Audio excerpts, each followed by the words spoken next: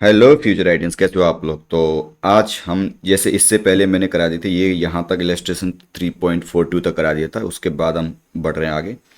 तो आ गया आपका यूनिफॉर्म लाइन चार्ज। तो ये कैसे है भाई कि कोई यूनिफॉर्म लाइन चार्ज है, मैंने इसकी लेंथ मानी है कि ये कोई ओरिजिन पर रखा है, मतलब ऐसे मान लो वाई एक्सिस पर रखा है और ये ओरिजिन वाली लाइन है। ठीक है, ये एक्स एक्सिस है। ठीक है, एक्स एक्सिस से कोई पॉइंट पी है, पी पॉइंट पर हमें क्या निकालना है, इलेक्ट्रिक पोटेंशियल निकालना है। ठीक है, तो मैंने बोला कि एक्स एक्सिस से इसके नीचे ये 0,L1, मतलब L1 लेंथ नीचे है, और ऐसे ही इसका अपर वाला लेंथ इसका 0,L2 है। मतलब वाई एक्सिस पे लेंथ जो ऊपर की तरफ है वो L2 है और नीचे की तरफ क्या है, L1 है। ठीक है, तो मुझे क्या निकालना है, इसका पोटेंशियल निकालना है एट पॉइंट पी। ठीक है, ये फाइनाइट वायर दिख रहा है आपको, दिख रहा है फाइनाइट वायर है, मतलब लेंथ पता है हमको, फाइनाइट वायर है। तो for finite length of wire, तो यहाँ पर मैंने एक लेंथ ली, मतलब ये अगर ये लेंथ वाई है तो ये छोटी सी ये वाली लेंथ हो जाएगी, ये वाली लेंथ हो जाएगी छोटी सी डी वाई। तो डी वाई लेंथ है और उस पर चार्ज मान लो डी क्यू है, तो डी क्यू चार्ज इस डी क्यू चार्ज की वजह से पॉइंट पी पर मुझे इलेक्ट्रिक फील्ड, इलेक्ट्रिक पोटेंशियल निकालना है। वो क्या हो जाएगा, A D Q upon this length R. तो डी भी हो जाएगा। अब छोटा सा चार्ज है उसकी वजह से छोटा सा पोटेंशियल हो जाएगा, डी भी हो जाएगा मान लो A D Q upon R. ठीक है, अब ए को ऐसे ही रख दूंगा मैं, ए को ऐसे ही रख दूंगा, और डी क्यू की जगह पर अगर मान लो इसके चार्ज डेंसिटी लैम्डा दे रखा है, चार्ज डेंसिटी लैम्डा दे रहे हो, तो डी क्यू हो जाएगा आपका लैम्डा डी वाई। ठीक है, सिंपल। डी क्यू क्या हो जाएगा, लैम्डा डी वाई। अब ठीक है, इसका इंटीग्रेशन करते हैं। अब ये फाइनाइट वायर है ना, फाइनाइट वायर है, तो यहाँ पर इंटीग्रेशन करेंगे -L1 से L2 के लिए इंटीग्रेशन कर देंगे इसका। ठीक है, और इसका पोटेंशियल हो जाएगा मान लो डी वी जीरो से वी पी, मतलब हम जीरो ले रहे हैं इनफाइनाइट के रिस्पेक्ट में माना, तो रेफरेंस पॉइंट हमारा इनफाइनाइट है। ठीक है, तो जीरो से डी वी मतलब डी वी पी, ये सॉरी जीरो से वी पी। ठीक है, वी पी इक्वल टू, अब इसका इंटीग्रेशन करेंगे हम। लिमिट कैसे लाएंगे कि नीचे वाली लेंथ क्या है, वाई की लेंथ नीचे की तरफ क्या है, -L1 लेंगे, और ऊपर की तरफ वाली क्या लेंगे, +L2। तो -L1 से +L2 और ए लैम्डा, ये इस तरह से इंटीग्रेशन करेंगे इसका। अब इसका इंटीग्रेशन मतलब D Y over root X square plus Y square का इंटीग्रेशन होता है L N this Y plus root Y X square plus Y square. मतलब इसका डिफ्रेंसिएशन करके देखना, यही आ जाएगा।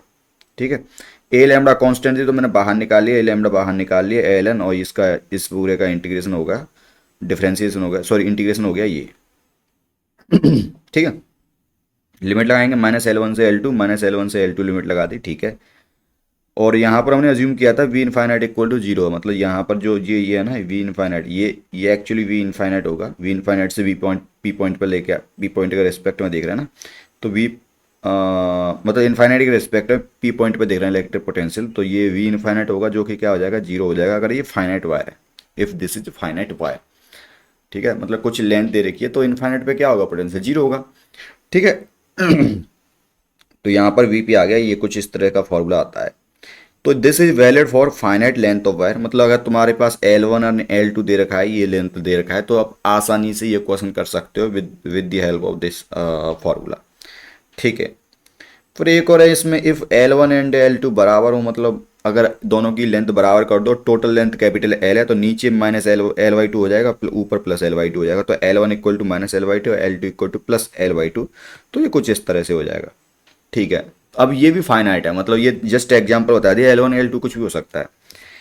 ठीक है, मतलब टोटल लेंथ ये L है, तो ऊपर 3L/2 हो सकता, 3L/4 हो सकता है, नीचे L/4 हो सकता है, ये भी कर सकते हो आप। ठीक है, तो कुछ भी मतलब हो सकता है। ठीक है, तो ये फॉर्मूला यूज कर लेंगे फाइनाइट लेंथ ऑफ वायर के लिए। ठीक है, एक्स फिक्स्ड है यहाँ पर, एक्स इज फिक्स्ड। फिर क्या किया भाई हमने, a wire is infinite long, तो मतलब अगर एल की लंबाई, मतलब जो वायर की लेंथ है, टोटल लेंथ एल थी, वो उसकी लंबाई ही इनफाइनाइट कर दी, तब क्या होगा भाई, तब आप इस फॉर्मूले में, इस वाले फॉर्मूले में, जब ये आप एल इक्वल टू इनफाइनाइट रखोगे, तो ये जो एल एन ये वाला पार्ट है ना, ये इनफाइनाइट की तरफ जाएगा, और दूसरा यहाँ V P minus V infinite आ जाएगा, क्योंकि यहाँ पे इंटीग्रेशन हुआ था ना वी पी और ये वी इनफाइनाइट। तो एक्चुअली में V P minus V infinite था, लेकिन वी इनफाइनाइट हमने जीरो लिया था क्योंकि ये फाइनाइट वायर था। लेकिन यहाँ पर अब क्या हो जाएगा, यहाँ पर V P minus V infinite हो जाएगा इक्वल टू ये हो जाएगा। ठीक है, अब चूंकि हमें वी इनफाइनाइट का वैल्यू पता नहीं है, क्योंकि इनफाइनाइट लॉन्ग वायर है, और इनफाइनाइट लॉन्ग वायर की वजह से इनफाइनाइट है, पोटेंशियल कुछ तो होगा ना। वायर बहुत लंबा है, इनफाइनाइट लॉन्ग है, और इनफाइनाइट पे पोटेंशियल हमें बता, तो जीरो थोड़ी रख सकते हैं, जीरो नहीं रख सकते। जीरो तब रखते हैं जब फाइनाइट चार्ज डिस्ट्रीब्यूशन होता है। ठीक है। फाइनाइट चार्ज डिस्ट्रीब्यूशन, जैसे हम यहाँ पर हमारी लेंथ टोटल एल थी, यहाँ पर हमारी लेंथ L1 से मतलब टोटल L1 प्लस L2 थी, इस तरह से, तो उसके केस में हम रख सकते हैं V infinite equal to zero. ठीक है।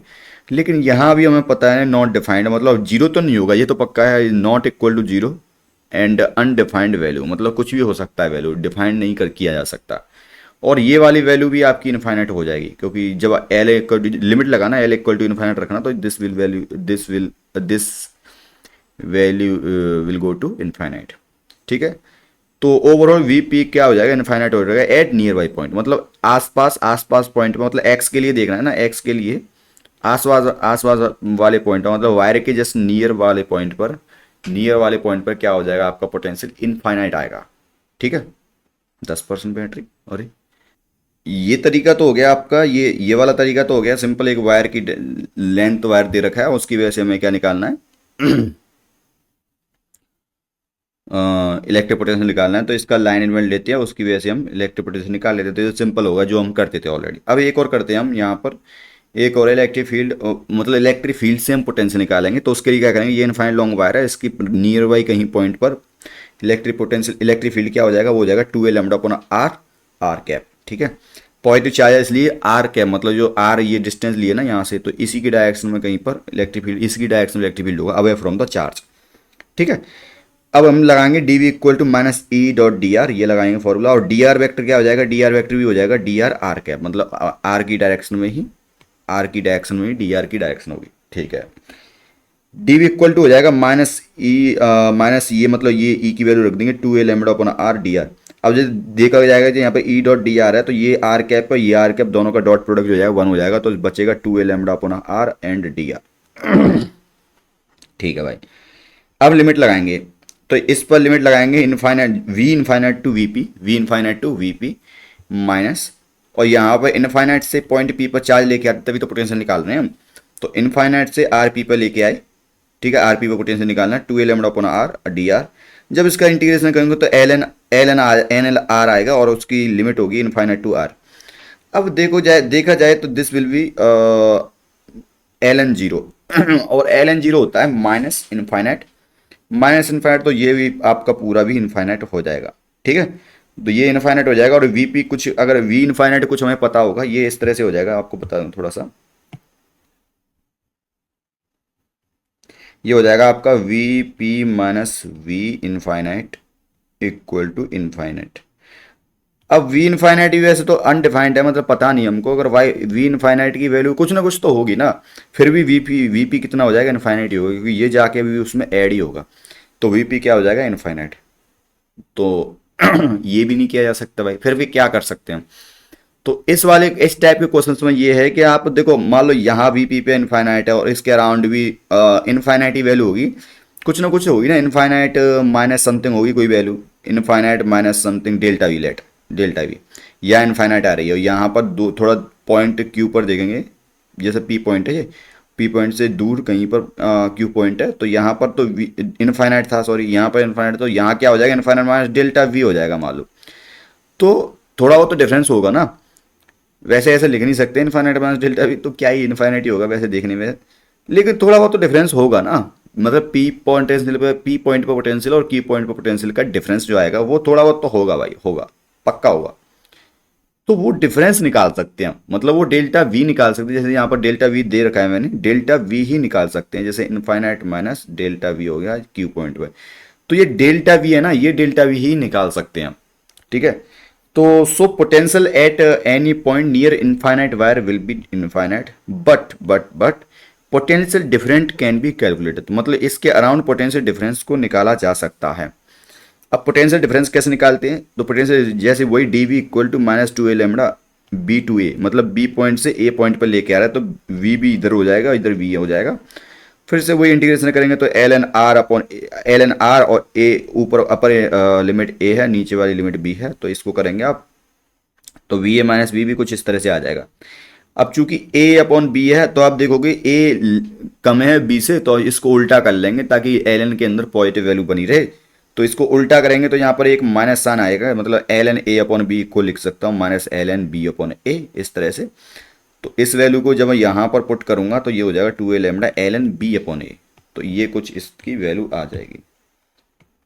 तो ऐसे आप इलेक्ट्रिक पोटेंशियल का डिफरेंस निकाल सकते हो due to infinite long wire. ठीक है।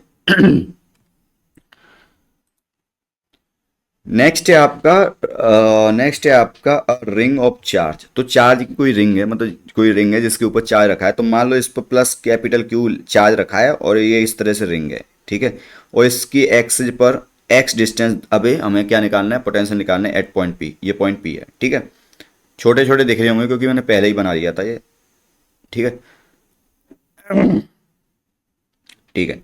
तो मैंने क्या किया, रिंग पर छोटा डीएल एलिमेंट लिया मैंने, रिंग पर डीएल मतलब छोटा सा लाइन एलिमेंट डीएल लिया मैंने, और उस पर चार्ज डी क्यू हो जाएगा, ठीक है। अब इस डी क्यू चार्ज की वजह से सीधा हमें पॉइंट पी पर आर डिस्टेंस अभी क्या निकालना है, पोटेंशियल निकालना है। तो डी क्यू चार्ज या डी क्यू की चार्ज वजह से डी वी इसका पोटेंशियल होगा A D Q upon R. Simple simple, इसमें डायरेक्शन वायरेक्शन की कोई जरूरत नहीं होती, सिंपल ऐसे लिख देते A D Q upon R. अब डी क्यू को लिख सकता हूँ लैम्बडा डी एल, मैंने लैम्बडा इसका चार्ज डेंसिटी मान लिया है, ठीक है, अपने आप खुद से। और लैम्बडा की वैल्यू हो जाएगी Q upon two pi R, मतलब टोटल चार्ज क्यू है और इसकी लेंथ कितनी है इस चार्ज की, इसकी पूरी टू पाई आर होगी। ये आर टू पाई आर होगी, और टू पाई आर में टू पाई आर का डिवाइड इस क्यू में कर देंगे तो वो क्या लैम्बडा हो जाएगा, ठीक है। तो Q upon two pi R ये लैम्बडा हो गया आपका इंटू डी एल, ठीक है। और आर की वैल्यू क्या हो जाएगी, आर की वैल्यू हो जाएगी, देखो यहाँ पर पाइथागोरस लग जाएगा। आर की वैल्यू इस स्मॉल आर की वैल्यू हो जाएगी capital R square plus X square का स्क्वायर रूट। ये हो गया, ठीक है। अब ऐसे ही यहाँ पर रख देंगे सारी वैल्यू, ठीक है, ये आ गया। अब आप देखोगे ये आर और ये एक्स कांस्टेंट है, तो यहाँ पर मतलब इस वाले पार्ट का इंटीग्रेशन करेंगे और यहाँ पर देखोगे two A Q upon two pi R, ये सब कांस्टेंट है। R square plus X square भी कांस्टेंट, मतलब ये एक्स की वैल्यू भी कांस्टेंट है, ठीक है। तो ये भी कांस्टेंट है, तो ये बाहर सब निकाल लेंगे, बचेगा सिर्फ डीएल। डीएल बचेगा अंदर, क्योंकि डीएल ही तो चेंज हो रहा होगा थोड़ा थोड़ा, मतलब डीएल तो इस वाले पार्ट पर चेंज हो रहा होगा। डीएल थोड़ा थोड़ा डीएल चेंज होता रहेगा, ऐसा रहेगा ऐसा रहेगा, मतलब डीएल बढ़ता रहेगा बढ़ता रहेगा। और कितना हो जाएगा देखा जाए तो ये टू पाई आर तक हो जाएगा, ठीक है, ऐसे हो जाएगा टू पाई आर। तो लिमिट लगाएंगे जीरो से टू पाई आर डीएल। तो वी इक्वल टू हो जाएगा आपका डीबी की लिमिट जीरो से वी हो जाएगा, ठीक है। तो जीरो मतलब ये वाला जीरो लिया इनफाइनाइट पे, ठीक है। ओके देन, तो ये हाँ, तो ये v की वैल्यू आ जाएगी कुछ ऐसे टू पाई आर आ जाएगा, यहाँ से काट पीट के कर दोगे तो ये A Q upon R square plus X square आएगा। अगर इसको अगर देखा जाए तो ये सिंपल ऐसे है, v equal to A Q upon R, और आर क्या है, आर इज दिस डिस्टेंस। तो ऐसे देखो क्यू इस वाले पार्ट बताओ, इस क्यू के हर पॉइंट पर मतलब क्यू चार्ज के हर पॉइंट से p की डिस्टेंस आर ही रहने वाली है, ठीक है। तो जो क्यू चार्ज है, क्यू चार्ज से p की डिस्टेंस आर ही रहने वाली है, इसलिए वो ऐसे समझ लो कि ए क्यू अपॉन आर सिंपल हमने रख दिया, ठीक है।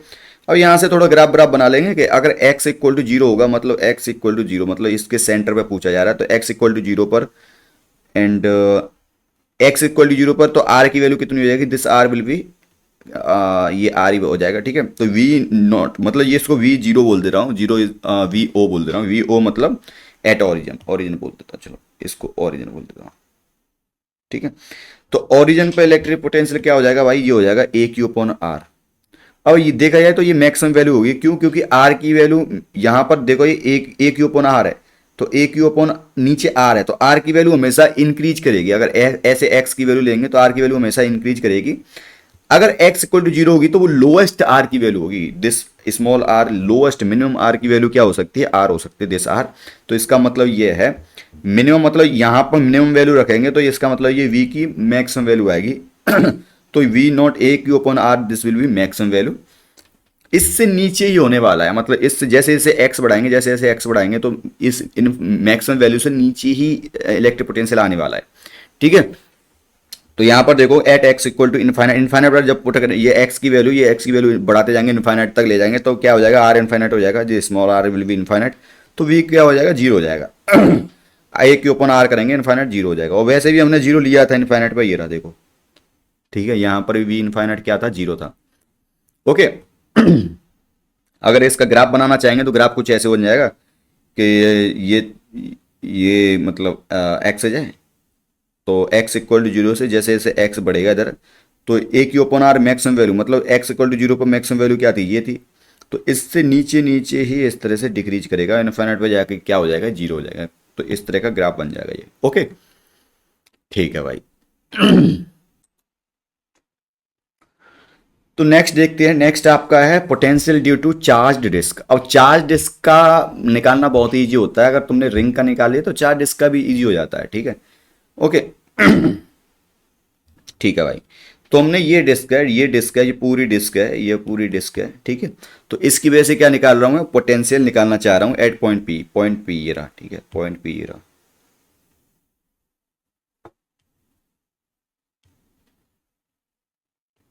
पॉइंट पी पे क्या निकालना चाह रहा हूँ, अरे 5% बैटरी, चलो जल्दी जल्दी करा देता हूँ इसको, फिर चार्जिंग लगाऊंगा आईपैड को। ठीक है, तो यहाँ पर देखो, यहाँ पर देखो D V equal to A D Q upon R prime कर देंगे। मतलब इसमें क्या करेंगे, मैं इस पूरे सीट में से, ये पूरी जो चार्ज की सीट है, इसमें से छोटी सी एक रिंग काट लूंगा। रिंग मतलब डी आर मोटाई की रिंग काट लूंगा, आर डिस्टेंस अवे। तो सेंटर से आर डिस्टेंस अवे एक डी आर मोटाई की एक रिंग काट ली मैंने, जैसे दिख रही है आपको, ये डी आर मोटाई की रिंग है, ठीक है। दिस इज डी आर मोटाई की रिंग। इसमें मोटाई बना देता हूँ, चलो इसकी थोड़ी सी डी आर है, ठीक है। आई होप आपको दिख रहा होगा तो डी आर मोटाई की रिंग काट ली मैंने, और इससे देखा ये डी, इस पूरे रिंग पर चार्ज क्या है, डी क्यू है। पूरी रिंग का चार्ज कितना है, डी क्यू है। तो अब जैसे हमने पढ़ा था रिंग की वजह से पढ़ा था, रिंग पर चार्ज क्यू था, उससे आर डिस्टेंस अवे, मतलब आर प्राइम डिस्टेंस अवे। ये वाली डिस्टेंस अगर आर आर मतलब उस वाले केस में आर थी, तो यहाँ पर आर प्राइम है, तो सिंपल सिंपल पोटेंशियल क्या हो जाएगा, वहां पर था आपका, जैसे रिंग थी, ये रिंग थी, मान लो ये रिंग थी, और ये डिस्टेंस एक्स था, और ये आर था, ये आर था, और इस पर चार्ज कैपिटल क्यू था। तो वी क्या होता है, पॉइंट पी पर वी क्या होता है, A capital Q upon R, ये होता है, ये वाला R, A capital Q upon R हो जाएगा, ठीक है। तो ऐसे ही यहां पर हो जाएगा डी वी इक्वल टू, अब जैसे ये चार्ज रिंग है, इस चार्ज पर रिंग पर टोटल चार्ज है डी क्यू है, मतलब क्यू की जगह पर डी क्यू है, और जो आर की जगह पर आर प्राइम है, ठीक है, ऐसे समझ सकते हो। तो डी वी इक्वल टू हो जाएगा A D Q upon R prime, और आर प्राइम की वैल्यू निकालेंगे। आर प्राइम देखा जाएगा तो ये एक ट्राइंगल बन रहा है, तो ये आर, दिस आर स्क्वायर और दिस एक्स स्क्वायर का स्क्वायर रूट करेंगे, आर प्राइम आ जाएगा, ठीक है दिख रहा है ना, ठीक है। थोड़ा थोड़ा दिख रहा है, ठीक है यार, चलेगा। मतलब आगे मैं बड़ा बड़ा लिखूंगा, ठीक है, चलेगा अब आप डी क्यू देखोगे, अब ये तो पूरे चार्ज सीट है ना, और डी क्यू कैसे निकालोगे, डी क्यू निकालोगे, मान लो इसका चार्ज डेंसिटी सिग्मा है, मतलब जो डिस्क है इसका चार्ज डेंसिटी सिग्मा है। तो मुझे डी क्यू निकालने के लिए मुझे क्या करना पड़ेगा, जो रिंग ली है, जो जिस डी आर मोटाई की रिंग ली है, इसका एरिया पता होना नहीं चाहिए। तो इसकी लेंथ जो डी आर इसकी लेंथ होगी 2 पाई आर है, this small R, 2 pi R. तो 2 पाई आर लेंथ होगी, और इसका मोटाई डी आर है, तो डी आर है, तो इसका एरिया हो जाएगा 2 pi are into D R, ठीक है। और और देखा जाए तो डी क्यू हो जाएगा sigma into D A. D is the, जो डी क्यू जो चार्ज है, जो डी क्यू जिस पर रिंग पर चार्ज है, उसकी एरिया तो वो हो जाएगा, एरिया हो जाएगा 2 pi are into D R. तो डी क्यू की वैल्यू यहाँ पर पुट कर देंगे, और आर प्राइम की वैल्यू पुट करेंगे यहाँ पर। तो ये कुछ इस तरह से दिखेगा, मतलब D V equal to A sigma 2 pi R upon R prime D R. अब यहाँ पर सारी वैल्यू पुट करेंगे। अब देखा जाए तो आर भी change, this R will be changing, मतलब आर की वैल्यू भी ऐसे ऐसे चेंज हो रही होगी, ठीक है। उसी हिसाब से ये आर प्राइम भी चेंज हो रहा होगा। तो जब सब वैल्यू पुट करेंगे, तो ये आर प्राइम की वैल्यू पुट कर देंगे इसमें, तो R upon R square plus X square, इस तरह से ये आपका इंटीग्रेशन आ जाएगा। बाकी सारे कॉन्स्टेंट होंगे, बाहर चले जाएंगे, ठीक है। अगर अगर एक चीज आपके लिए क्वेश्चन है, ये आपके लिए मैं होमवर्क देता रहता हूं कभी कभी, ठीक है। आपके लिए होमवर्क ये है, इफ होमवर्क है, इफ सिग्मा, अगर यहां पर देखो हमने यहां पर इंटीग्रेशन से बाहर ले लिया है सिग्मा को, जैसे जैसे ये देख रहे हो, ये सिग्मा, जैसे ये सिग्मा इंटीग्रेशन से बाहर है, मतलब पूरे का इंटीग्रेशन ऐसे होगा ना, ऐसे ऐसे इंटीग्रेशन होगा। तो सिग्मा को हमने बाहर निकाल लिया इंटीग्रेशन से, सिग्मा को बाहर निकाल लिया इंटीग्रेशन से। तो आपके लिए क्वेश्चन ये है, होमवर्क ये है, अगर आपने ये मेथड सीख लिया है, तो होमवर्क ये है आपका कि सिग्मा इक्वल टू आपका वेरी कर रहा है, मान लो B R, A R, sorry A R, जहां पर रेडियस के साथ में आपका सिग्मा बढ़ रहा है, चार्ज डेंसिटी रेडियस के साथ में बढ़ रही है। तो आप इसको बाहर तो निकाल नहीं सकते, तो sigma equal to A R put करोगे, तो ए आर का इंटीग्रेशन अंदर होगा। अब ए कांस्टेंट है, दिस इज कांस्टेंट, तो आपको निकालना है बाद में कि किस तरह से आपका जो भी मैं करने वाला हूँ वो सब निकालना, दिस इज कांस्टेंट, ठीक है, दिस इज कांस्टेंट, ठीक है।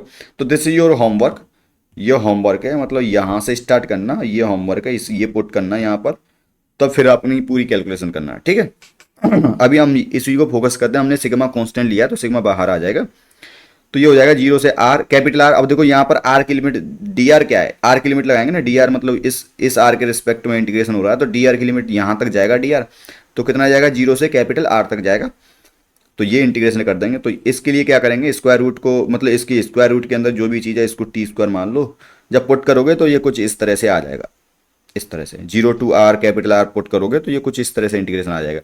अब यहाँ पर एक्स स्क्वायर का ये इस तरह से आ रहा, तो इसका मैं देखा जाए तो प्लस माइनस एक्स आएगा, लेकिन वो नहीं लेंगे हम यहाँ पर। प्लस माइनस एक्स का मतलब ये है, प्लस माइनस एक्स का मतलब ये है कि यहाँ पर एक्स की वैल्यू इधर वाली को नेगेटिव एक्स ले रहे हो और इधर वाली को पॉजिटिव ले रहे हो, तो ऐसे नहीं होगा। ठीक है, यहाँ पर डायरेक्शन का कोई मतलब ही नहीं है हमें, तो बस डिस्टेंस का मतलब है, यहाँ पर एक्स की डिस्टेंस क्या है बस वो मतलब है। तो इसलिए यहाँ पर मॉडुलस एक्स बोल दिया है वहाँ पर, मतलब एक्स स्क्वायर का जो स्क्वायर रूट आएगा वो उसको मॉडुलस एक्स बोल दिया। ये माइनस ऐसे ही रहेगा, एक्स स्क्वायर का जो स्क्वायर रूट आएगा वो मॉडुलस एक्स है, मतलब एक्स की वैल्यू हमेशा पॉजिटिव ही लेनी है। ठीक है, इसलिए ये मॉड्यूलस आया यहाँ पर, एक्स की वैल्यू पॉजिटिव लेनी है, मतलब एक्स इधर हो तब भी पॉजिटिव लेना है, इधर हो तब भी पॉजिटिव लेना है। मतलब ऐसा नहीं कि एक्स को नेगेटिव ले लेंगे, मतलब इधर इधर एक्स को नेगेटिव ले लेंगे, ऐसा नहीं होगा। ठीक है, ओके देन। क्योंकि पोटेंशियल की वैल्यू ही सेम होने वाली है, मतलब पोटेंशियल चेंज नहीं होगा, एक्स की वैल्यू इधर ले ली तो मैंने। ठीक है, तो यहाँ पर v इक्वल टू ये आ जाएगा कुछ two pi A sigma into this. अगर a की वैल्यू रख देंगे 1/4 पाई एप्सिलॉन नॉट, तो ये सिग्मा अपॉन 2 एप्सिलॉन नॉट आ जाएगा और ये ऐसे हो जाएगा। ठीक है, ओके। तो आई होप ये आपको समझ में आ जाएगा। अब यहीं पर आप देखोगे अगर r की वैल्यू दिस r, मतलब अगर इनफाइनाइट लॉन्ग, मतलब इनफाइनाइट चार्ज सीट है, तो ये r की वैल्यू जो जो कैपिटल R है, इसकी टोटल रेडियस r है, तो वो इनफाइनाइट तक जाएगी, इनफाइनाइट तक एक्सटेंड करेगी। तो उसकी वजह से पॉइंट P पर पोटेंशियल क्या होगा भाई, तो यहाँ पर आप पुट करोगे, अगर यहाँ पर R को, अगर this R is going to infinite, मतलब ये R इनफाइनाइट जा रही है, तो सिंपल हो जाएगा एल एन आर ही बचेगा, क्योंकि ये सब नेग्लेक्ट हो जाएंगे, तो एल एन आर ही बचेगा अंदर की तरफ। एल एन नहीं, सॉरी सॉरी, ये आर ही आर बचेगा अंदर की तरफ। ठीक है, ओनली आर बचेगा, आर गोइंग टू इनफाइनाइट, तो ये simple, if R is infinite तो वी विल बी इनफाइनाइट की तरफ एक्सटेंड करेगा। So potential nearby infinite sheet will be infinite. तो जो पॉइंट पी पर इनफाइनाइट पॉइंट पी पर, मतलब सीट के नियर बाई पॉइंट पर पोटेंशियल क्या होगा, इनफाइनाइट होगा। ठीक है, दूसरे तरीके से भी इसको कर सकते हो, वो मैं बताऊंगा बाद में।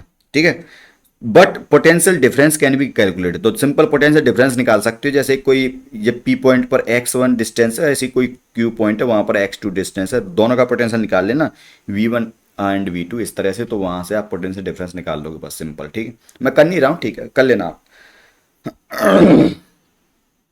और दूसरा तरीका ये है कि आप इसको इनफाइनाइट सीट की वजह से पोटेंशियल डिफरेंस निकालना है, तो इनफाइनाइट सीट ऐसे लेना। ठीक है, ये इनफाइनाइट सीट है, अरे क्या बन गया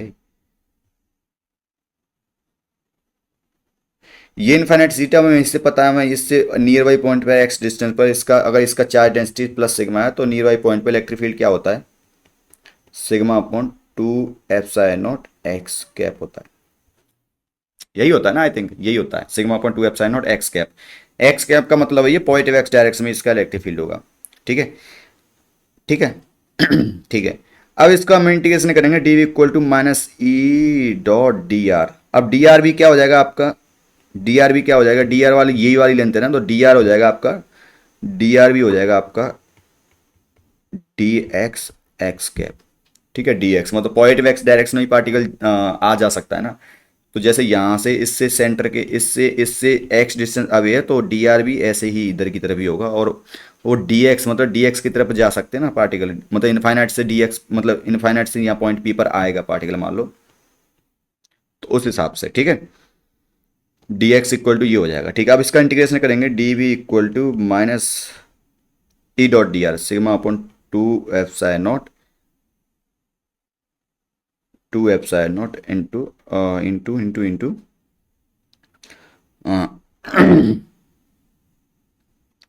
D R D X, sorry. ठीक है, अब इसका हम पोटेंशियल डिफरेंस निकालेंगे, तो कोई पॉइंट x1 से x2, मतलब कोई पॉइंट ए, ये पॉइंट P है, P से x1 डिस्टेंस है, क्यू पॉइंट की डिस्टेंस मान लो, कोई पॉइंट Q है तो उसकी x2 डिस्टेंस है मान लो, ऐसे। ठीक है, तो सिंपल निकालेंगे पोटेंशियल, कहाँ से कहाँ तक निकाल रहे हैं, तो x2 से x1, और इधर हो जाएगा x2 पे मान लो पोटेंशियल v2 है और v1, तो इधर हो जाएगा V1 माइनस V2, जैसे अभी किया था वैसा ही है, ठीक है, minus sigma upon 2 epsilon naught, तो इधर हो जाएगा x1 माइनस x2 सिंपल, ठीक है। या फिर V1 minus V2 equal to sigma upon 2 epsilon naught x2 minus x1 simple, इस तरह से,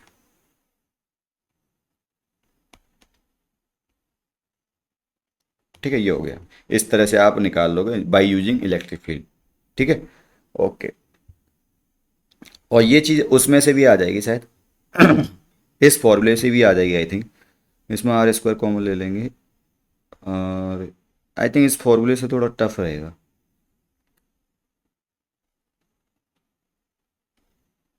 क्योंकि are is going to infinite, तो इससे थोड़ा टफ रहेगा आई थिंक इससे थोड़ा सा टफ रहने वाला है निकालना आई थिंक, कि निकल आएगा। इधर तो बचेगा शायद आपका आर कॉमन ले लेंगे, और इस एक्स स्क्वायर मतलब इसको आर कॉमन लेके इसको वो कर देंगे, ओपन कर देंगे। ओपन करने का मतलब है इसको बायनोमियल थ्योरम से एक्सपेंड करेंगे 1 + x² अपॉन आर स्क्वायर को, तो उसको बायनोमियल थ्योरम से कम वो करने की जरूरत भी नहीं है, तो वो आर ही बचेगा I think, R minus X का वो बचेगा square root, R minus X का स्क्वायर रूट बचेगा। जब V1 माइनस V2 निकालोगे तो वो आर वाला टर्म कट जाएगा, बस x1 एंड x2 का पार्ट बचेगा, ठीक है। तो ठीक है, उसको छोड़ो फिर, यही सही है, ठीक है, वो भी सही है, वो उससे भी हो जाएगा, ठीक है। तो ये हो गया आपका, इस तरह से आप निकाल सकते हो। इसको भी करना है, इसमें से V1 V2 कैसे आएगा एक्स की डिफरेंट डिफरेंट वैल्यू के लिए, ठीक है, कर लेना। मतलब ये वाली चीज़ नेगलेक्ट हो जाएगी, क्योंकि आर स्क्वायर के कंपेरिजन में एक्स स्क्वायर का कंपेरिजन हो रहा है, तो X square will be very less in comparison to R square, ठीक है। तो ये this will be R square only, this will be R square, तो आर स्क्वायर का स्क्वायर रूट लगाएंगे तो आर ही बचेगा, तो आर माइनस एक्स ऐसे बचेगा, ठीक है। तो आर माइनस एक्स का मॉडुलस बचेगा, तो वहाँ से फिर V1 V2 निकालोगे तो वो आर वाला कैंसिल हो जाएगा, V1 माइनस V2 करोगे तो आर वाला कैंसिल हो जाएगा, ठीक है। ओके देन, मतलब इसी को कर सकता हूँ, R going to if R H much much larger than X, तो ये हो जाएगा V इक्वल टू हो जाएगा सिग्मा अपॉन 2 एप्सिलॉन नॉट, इधर बचेगा आपका R square much larger than X square है, तो सिंपल सा आर स्क्वायर को एक्स स्क्वायर के कंपेरिजन में बहुत लार्ज लेंगे तो वो आर स्क्वायर बचेगा स्क्वायर रूट में, तो वो बचेगा ओनली आर माइनस, इस तरह से बचेगा। अब V1 माइनस V2 करेंगे तो ये हो जाएगा सिग्मा अपॉन 2 एप्सिलॉन नॉट, तो V1 माइनस V2 का मतलब है माइनस x1 का मॉडुलस और माइनस माइनस प्लस x2 का मॉडुलस, इस तरह से आर कट जाएगा आपका, ठीक है। तो आप ये देखो कि ये वाला पार्ट वही तो है, यही तो है, ठीक है। स्विच ऑफ हो गया, शिट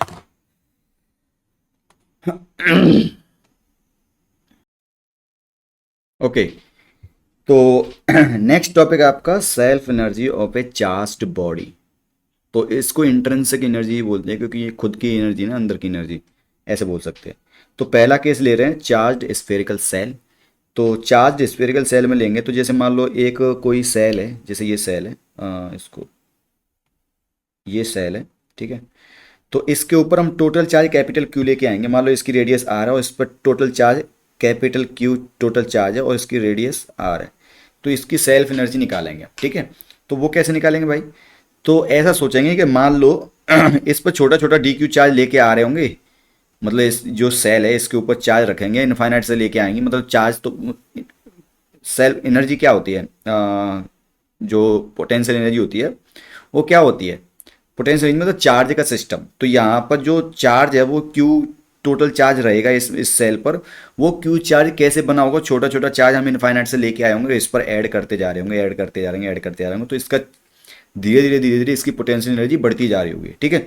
तो हमने क्या किया कि हमने देखा कि मान लो किसी टाइम पर इस पर चार्ज मान लो क्यू था किसी टाइम पर इस पर चार्ज कितना था क्यू, अब ये क्यू धीरे धीरे बढ़ के कैपिटल क्यू बनेगा, ठीक है, अभी बनेगा, अभी बीच में चल रहा है, ऐसे समझ सकते हो क्या, डी क्यू लेके आ रहे हैं, ऐड करते जा रहे हैं, ऐड करते जा रहे हैं, तो डी क्यू लास्ट में मतलब ऐसा होगा, किसी टाइम पर ऐसा हो गया कि इस पर चार्ज टोटल सेल पर चार्ज कितना है क्यू है, स्मॉल क्यू है। अब स्मॉल क्यू है, अब हम थोड़ा सा एक्स्ट्रा डी क्यू इसके ऊपर और लेके आ रहे हैं, इनफाइनाइट से लेके आ रहे हैं और इसके ऊपर रखे, तो डी क्यू ये वाला डी क्यू कहाँ से लेके आ रहे हैं, इनफाइनाइट से, और कहाँ रख रहे हैं, इसकी सेल पर यहाँ पर रख रहे हैं, ठीक है। तो जो वर्क डन करूंगा मैं डब्ल्यू एक्सटर्नल जो वर्क होगा वो कैसे होगा भाई, वो होता है D W external equal to D Q, किस चार्ज को लेके आ रहे हैं, डी क्यू को, और कहाँ से लेके इनफाइनाइट से, और कहाँ रख रहे हैं इसके सरफेस पर। तो इनफाइनाइट से लेके आए और सरफेस पर रख रहे हैं, किसी चार्ज को ले जा रहे हैं, मतलब इनफाइनाइट से लेके सरफेस तक रख रहे हैं, यहाँ पर रख रहे हैं। तो वर्क डन क्या होता है कि D Q into potential difference. तो वी सरफेस, ये वी सरफेस, सरफेस पे रखा है ना हमने चार्ज, यहाँ सरफेस पे रख रहे हैं और कहाँ से लेके आए इनफाइनाइट से। अब ये चूंकि ये कैसा स्फीयर है, ये क्या बोलते हैं इसको, सॉरी, जो स्फेरिकल सेल है ये क्या है, ये स्फेरिकल सेल नॉन कंडक्टिंग भी हो सकती है और ये एक सॉलिड मेटेलिक स्फीयर भी हो सकता है, दोनों केस हैं, ठीक है। क्योंकि चार्ज यहीं पर रहना है, बस बात ये है, ठीक है। इसके सरफेस पर चार्ज रहना चाहिए, वो क्या बोलेंगे, स्फेरिकल सेल बोल देंगे, या फिर मेटेलिक स्फीयर भी बोल देंगे, कंप्लीट मेटेलिक स्फीयर, ठीक है। इस तरह से, मतलब कहने का मतलब चार्ज सिर्फ इसके सरफेस पर है, ठीक है, ऐसे समझ सकते हो। तो ये हो जाएगा V S minus V infinite. अब चूंकि ये एक फाइनाइट स्फीयर है, तो इसलिए वी इनफाइनाइट, जो इनफाइनाइट पर जो पोटेंशियल होगा, वी इनफाइनाइट इनफाइनाइट पर पोटेंशियल होगा, वो कितना हो जाएगा, जीरो, ठीक है। तो वो जीरो हो जाएगा, बचेगा वी एस। अब वी एस कैसे निकालेंगे, ये कोई क्यू चार्ज है, इस जो सेल है इसका क्यू चार्ज है, और क्यू चार्ज के इससे सरफेस पर पोटेंशियल कितना होगा, A Q upon R, simple, यही तो पढ़ा है ना हमने, A Q upon R into D Q. तो ये इसको इसको हम इंटीग्रेट करेंगे, ठीक है। तो इसको इंटीग्रेट करेंगे, अब क्या बढ़ रहा है अपना, क्यू डी क्यू के रिस्पेक्ट में इंटीग्रेशन कर रहे हैं, मतलब क्यू के रिस्पेक्ट में इंटीग्रेशन कर रहे हैं, और धीरे धीरे क्यू ऐड होता जाएगा, ऐड होता जाएगा, और ये क्यू की वैल्यू बढ़ती जाएगी, और ये कितना हो जाएगा एंड में जाके, कैपिटल क्यू के बराबर। तो जो डी क्यू की लिमिट लगेगी जहाँ पर, जो देखो ए अपॉन आर तो कॉन्स्टेंट है, तो बाहर आ जाएगा, क्यू और डी क्यू का इंटीग्रेशन होगा, और जो डी क्यू की लिमिट लगेगी यहाँ पर, यानी कि क्यू की लिमिट लगेगी वो लगेगी जीरो से कैपिटल कैपिटल क्यू। तो जीरो टू कैपिटल क्यू लगेगी यहाँ पर लिमिट, और जो इसका इंटीग्रेशन करेंगे वो कुछ ये हो जाएगा। अब उन्हें पढ़ा था, जो work done, external work done होता है, वही तो होता है आपका पोटेंशियल एनर्जी। तो यू इक्वल टू क्या हो जाएगा, ये यही जो वर्क डन निकाला है हमने, वही क्या हो जाएगा, यू के बराबर, मतलब potential energy of the system, मतलब सेल्फ एनर्जी या फिर intrinsic energy, that will be, A की वैल्यू रख दो 1/4 पाई एप्सिलॉन नॉट, मतलब 2 मल्टीप्लाई हो जाएगा, तो 1/8 pi epsilon naught Q square upon R, या सीधा सीधा ऐसे लिख दो कि U equal to A Q square upon 2 R, जैसे ये है, यही ए क्यू अपॉन 2 आर। और ये पॉजिटिव रहेगी हमेशा, क्यों पॉजिटिव रहेगी, क्योंकि देखो ए कांस्टेंट पॉजिटिव है, रेडियस कांस्टेंट है, और क्यू स्क्वायर ये भी क्या रहेगा आपका, हमेशा पॉजिटिव रहेगा, ठीक है। एक ही टाइप का चार्ज होगा ना, उसी का स्क्वायर हो रहा है, सिंपल, या तो पॉजिटिव रहेगा या नेगेटिव रहेगा, ठीक है। तो ऐसे हो जाएगा। इसका एक और तरीका है, इलेक्ट्रिक फील्ड के थ्रू भी इसको निकाल सकते हैं, वो मैं भी जस्ट आपको बताऊंगा, अभी थोड़ा सा ये समझ लीजिए, ठीक है, इसके बाद बताऊंगा, मतलब ये एंड होने के बाद में, ठीक है। ओके, नेक्स्ट एक और टॉपिक है, एक और है कि self energy of A uniformly charge sphere. अब यूनिफॉर्मली चार्ज स्फीयर का मतलब उसके अंदर भी चार्ज रहेगा।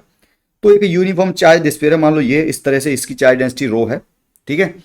तो अब ये इसका चार्ज धीरे धीरे हमने ऐड किया होगा, तभी तो ये रो बना, मतलब टोटल चार्ज पर कैपिटल क्यू होगा, ये रो तो ऐसे लिख दिया, रो तो मतलब वॉल्यूम डेंसिटी इसकी, मतलब कैपिटल क्यू इस पर टोटल चार्ज होगा, इसके अंदर भी होगा, मान लो इस तरह से अंदर ही बना देता हूँ, इस तरह से चार्ज होगा इसके अंदर, बाहर, सब जगह, जहाँ भी, जहाँ तक ये बॉडी है वहाँ तक इस पर चार्ज रहा होगा, ठीक है। तो हमने क्या किया, ये चार्ज कैसे किया हमने, चार्ज इसमें ऐड करते गए, कहाँ से स्टार्ट करेंगे चार्ज, यहाँ बिल्कुल जीरो से स्टार्ट करेंगे, रेडियस जीरो से, मतलब जो स्फीयर है उसके सर्किल, मतलब उसके सेंटर से स्टार्ट करेंगे, और धीरे धीरे इस पर चार्ज ऐड करते जाएंगे। तो ऐड करते जाएंगे, उस पर चार्ज धीरे धीरे बढ़ता जाएगा, और बिल्कुल मतलब स्फेरिकली सिमेट्रिक चार्ज ऐड करते जाएंगे, मतलब चार्ज की layer layer layer layer layer layer ऐसे ऐसे ऐड करते जाएंगे, और कहाँ तक, टोटल कैपिटल आर तक। तो हमने सोचा कि हमने क्या किया कि किसी टाइम हमने देखा कि इस पर टोटल चाहिए, एक स्मॉल आर रेडियस का एक स्फीयर था, और उस पर टोटल चार्ज कैपिटल क्यू था। फिर हमने इस पर थोड़ा सा डी क्यू चार्ज ऐड किया, और इसकी एक सेल बनाई, डी क्यू चार्ज की एक सेल बनाई, और ऐसे ऐसे इसको ऐड करते जाएंगे, सेल को ऐड करते जाएंगे, ऐड करते जाएंगे, ऐड करते जाएंगे, और टोटल एक स्फीयर पर टोटल कैपिटल क्यू के बराबर चार्ज ऐड कर देंगे, ठीक है, ऐसे था। तो जो ये क्यू चार्ज में, जो मतलब अगर ये स्मॉल आर रेडियस का चार्ज था, उसके पास में एक डी क्यू की जो सेल बनाई थी, वो सेल को बनाने में हमें कितना कार्य करना पड़ा, वो अगर निकाल लेंगे तो उस कार्य का हम, उस वर्क का हम इंटीग्रेशन कर देंगे, तो टोटल वर्क निकल आएगा। कहाँ से कहाँ तक इंटीग्रेशन करेंगे, जीरो टू कैपिटल आर तक, ऐसे इंटीग्रेट करेंगे, ठीक है। मतलब बिल्कुल सेंटर से लेके सेंटर पर एक हमने ऐसे बनाई होगी थोड़ी सी सेल, फिर और उसके ऊपर, फिर उसके ऊपर, फिर उसके ऊपर, फिर उसके ऊपर, फिर उसके ऊपर, ऐसे ऐसे बनाते जा रहे होंगे, जलेबी टाइप ऐसे ऐसे बनाते जा रहे होंगे सेल का, और धीरे धीरे कहाँ तक कर देंगे हम, कैपिटल आर तक, ठीक है। तो ऐसे पतली पतली सेल ऐड करते जा रहे हैं, ऐड करते जा रहे हैं, ऐड करते जा रहे हैं, ठीक है। तो मान लो किसी टाइम पर जो सेल हमने ऐड की, डी क्यू की सेल ऐड करी, उसके अंदर टोटल चार्ज कैपिटल क्यू रहा होगा, मान लो ये स्मॉल क्यू है, इतना चार्ज रहा होगा, तो इतने चार्ज रहा होगा और हमने डी क्यू की एक सेल ऐड करी, तो ये वर्क डन निकाल लेंगे तो उससे हमारा पूरा काम हो जाएगा। तो डी डब्ल्यू एक्सटर्नल निकालेंगे, डी क्यू की एक हमने सेल ऐड करी है और कितने पोटेंशियल डिफरेंस में हमने यहाँ पर हमने इस सरफेस पर हमने अपने डी क्यू चार्ज को लेके आ रहे हैं, तो इस सरफेस का पोटेंशियल हमें पता होना चाहिए और इनफाइनाइट का पोटेंशियल पता होना चाहिए। तो सिंपल निकालेंगे D Q into V R minus infinite, V infinite, और वी इनफाइनाइट की वैल्यू क्या होती है, जीरो, फिर से जीरो, वी इनफाइनाइट की वैल्यू क्या होती है, जीरो, ठीक है, क्योंकि ये एक फाइनाइट चार्ज डिस्ट्रीब्यूशन है, मतलब फाइनाइट चार्ज डिस्ट्रीब्यूशन मतलब ये एक फाइनाइट चार्ज डिस्ट्रीब्यूशन है, इनफाइनाइट वाला चार्ज डिस्ट्रीब्यूशन नहीं है, ठीक है। ओके, तो उस केस में वी इनफाइनाइट क्या होता है, जीरो होता है, ठीक है भाई। वी आर, अब वी आर कैसे निकालेंगे, तो सिंपल, ये क्यू चार्ज है, क्यू मेटलिक स्फीयर है और उस पर चार्ज क्यू है, तो इसके सरफेस पर पोटेंशियल क्या होता है भाई, ए क्यू अपॉन कैपिटल, कैपिटल नहीं, जो रेडियस है उसकी स्मॉल आर, ठीक है। तो ये हो जाएगा ए क्यू अपॉन आर और ये डी क्यू, ठीक है। तो वही सेम कहानी है यहाँ पर, लेकिन अब यहाँ पर जो क्यू की वैल्यू होगी वो भी निकालना पड़ेगा और डी क्यू की वैल्यू होगी वो भी निकालना पड़ेगा। मान लो इसकी चार्ज डेंसिटी रो है, यहां पर क्यू क्या है, Q is the charge instant radius R, तो ये रेडियस आर, जो रेडियस आर है इसके अंदर टोटल चार्ज है वो है आपका क्यू, और डी क्यू इस छोटी सी पतली सी सेल है और जिसकी मोटाई डी आर है, तो उसके अंदर टोटल चार्ज होगा वो क्या होगा, डी क्यू, ठीक है, ठीक है, वो क्या होगा, D Q charge of the D R thickness shell, ठीक है, सिंपल। क्यू कैसे निकालेंगे भाई, तो क्यू निकालने के लिए हमें पता है कि रो इनटू वॉल्यूम कर देंगे, तो zero to R, small R में निकालना ना, तो ऐसे समझ सकते हो कि ये स्मॉल आर रेडियस का, स्मॉल आर रेडियस का एक स्फीयर है, उसके अंदर चार्ज निकालना है क्यू मुझे, ठीक है। तो क्यू के लिए क्या करूंगा, क्यू के लिए क्या करूंगा कि रो इनटू वॉल्यूम होता है, वॉल्यूम का इंटीग्रेशन करेंगे। अब वॉल्यूम, ये जो स्फीयर है वो छोटी छोटी सेल से ही मिलकर बना होगा, तो एक सेल का जो वॉल्यूम इतना होगा और इनटू रो का मल्टीप्लाई कर देंगे और इसकी जीरो टू स्मॉल आर तक इसका इंटीग्रेशन कर देंगे, तो टोटल इसके अंदर मुझे चार्ज निकल आएगा। ऐसा हम ऑलरेडी कर चुके हैं कूलम्स, इससे पहले वाले लेक्चर में मैंने कराया था आई थिंक, ठीक है। तो rho into 4πr² D R और zero to capital small R तक करेंगे, स्मॉल आर तक ही तो निकालना है ना क्यों हमें, ठीक है भाई। अब यहां पर एक ट्रिक है, इफ रो कांस्टेंट होगा तो मैं बाहर निकाल लूंगा इसको, रो कांस्टेंट होगा तो बाहर निकालूंगा, लेकिन आपके लिए मैं काम कर रहा हूं, मैं तो I am working with rho equal to constant, लेकिन आपके लिए एक होमवर्क दे रहा हूं कि आपको ये निकालना है, यही कैलकुलेट करना है, rho R equal to A upon R. जब ए अपॉन आर होगा रो, मतलब रेडियस के साथ डेंसिटी कम हो रही होगी और ए कांस्टेंट मान लेना, ठीक है, तब उसका इंटीग्रेशन करना आपको, यहां पर क्यू निकालना होगा, ठीक है। तो इस तरह से आप क्यू निकाल लेना, वो आपके लिए होमवर्क है। मेरे तो रो कांस्टेंट है, तो ये रो कांस्टेंट करूंगा तो ये क्यू की वैल्यू ये आ जाएगी, ठीक है, सिंपल इतनी आ जाएगी, रो इंटू 4πr² या 4πr³ 3, सिंपल इसका वॉल्यूम इंटू इसकी डेंसिटी, ठीक है, इस तरह से करते हैं, ठीक है, हो गया। अगर रो कांस्टेंट नहीं है तो आप ए अपॉन आर रखना यहां पर, तब निकालना, तब आप क्यू की वैल्यू कुछ अलग आएगी, ये नहीं आएगी, ठीक है, ओके देन। अब डी क्यू भी निकाल लेते भाई, डी क्यू कितना होगा। अब देखो ये तो ए अपॉन आर तो कांस्टेंट था उसमें, ये है ना, ये वाला फॉर्मूला है ना, ये वाला ये वाला, तो ए अपॉन आर बाहर निकाल ले, क्यू की वैल्यू पुट करेंगे, डी क्यू की वैल्यू पुट करेंगे, तो ये तो रही आपकी क्यू की value, A upon R Q, ये क्यू की वैल्यू है और ये डी क्यू की वैल्यू है। डी क्यू भी देखो ऐसे देख लेंगे डी क्यू को, जैसे यहां पर ये रेडियस आर का वो था, स्फीयर था, और इस पर थिकनेस थी इसकी डी आर थी, ठीक है। तो मुझे इसके अंदर अब वो निकालना है, मुझे इसके अंदर डी क्यू निकालना है। तो अगर इसकी रेडियस आर है और ये डी आर है, ये डी आर है, थिकनेस इसकी डी आर है, तो मुझे बताओ इस जो जो पार्ट है इसका, जो पार्ट है ये वाला जो पार्ट है इसका वॉल्यूम कितना होगा, 4πr² इसका सरफेस एरिया हो गया इंटू इसकी मोटाई डी आर, तो 4πr² into D R, and rho इसकी चार्ज डेंसिटी है, तो रो का मल्टीप्लाई कर देंगे, ठीक है। हमारे केस में रो क्या है, कांस्टेंट है, तो हमें कोई फर्क नहीं पड़ेगा, लेकिन रो कांस्टेंट नहीं होगा, ये अब आपके लिए ये वाला केस है, तो यहाँ पर रो आर रखोगे, ए अपॉन आर करोगे, ठीक है। तो ऐसे यहाँ पर जब पुट करोगे सारी चीजें, तो आप देखोगे ये रो कांस्टेंट था तो ये सब बाहर आ गया, बचेगा आपका r की पावर 4 डी आर बचेगा, आर की पावर 4 डी आर का इंटीग्रेशन करेंगे तो आर की पावर 5 हो जाएगा, अपन नीचे 5 आएगा, वहां पर लिमिट लगा हुआ 0 टू कैपिटल आर। अब देखो ये आर की वैल्यू यहाँ पर लिमिट डी आर की लग रही है, तो डी आर देखो आर की लिमिट लग रही है, तो आर की वैल्यू 0 से ले लेके कहाँ तक जाएगी, कैपिटल आर तक जाएगी, तो कैपिटल आर तक इसकी लिमिट लगाएंगे, ठीक है, यहाँ पर। ठीक है, हमें अब टोटल वो निकालना है ना, टोटल वर्क निकालना है। तो वर्क निकालने के लिए टोटल वर्क निकालना है 0 टू कैपिटल आर तक हमें इंटीग्रेशन करना पड़ेगा। तो ये कुछ इस तरह से आ जाता है यहाँ पर। ठीक है, तो ये तो वॉल्यूम की डेंसिटी, वॉल्यूम की फॉर्म में आ गया ये इस तरह से। लेकिन अब इसको हम चार्ज के फॉर्म में लिख लेंगे।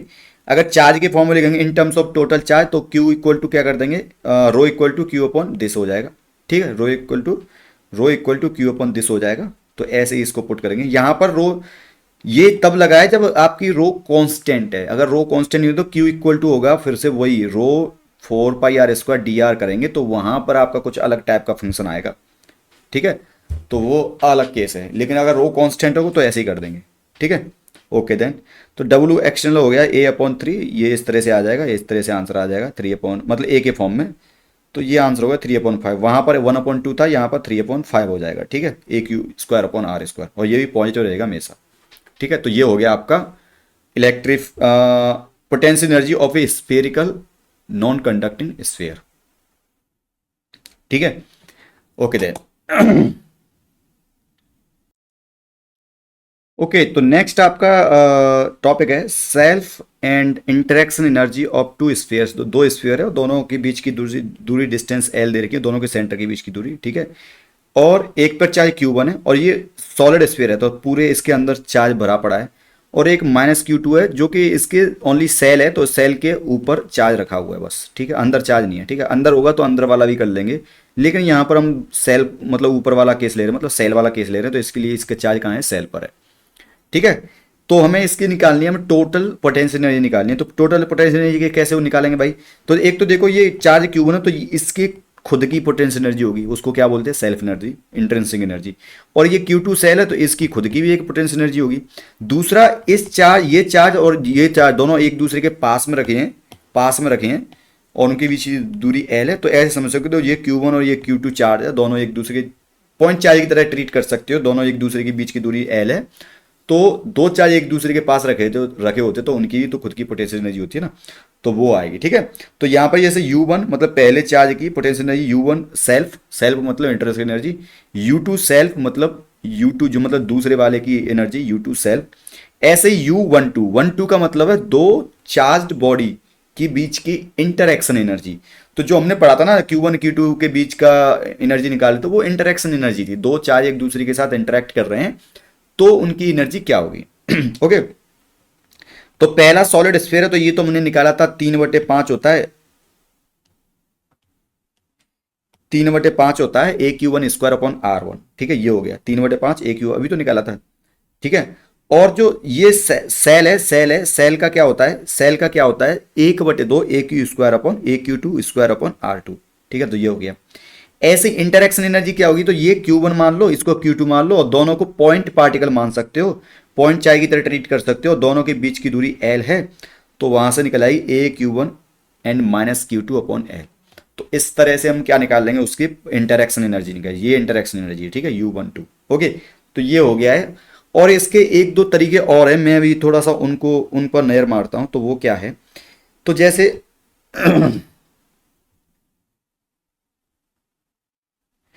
मेथड 2, मतलब ये जो भी हमने अभी तक पोटेंशियल इंटरेक्शन एनर्जी निकाली है, इसके लिए मेथड 2 निकाल दूंगा मैं। ठीक है, ये तो जैसे कोई भी स्फीयर है, जैसे ये कोई भी स्फीयर है, मान लो ये।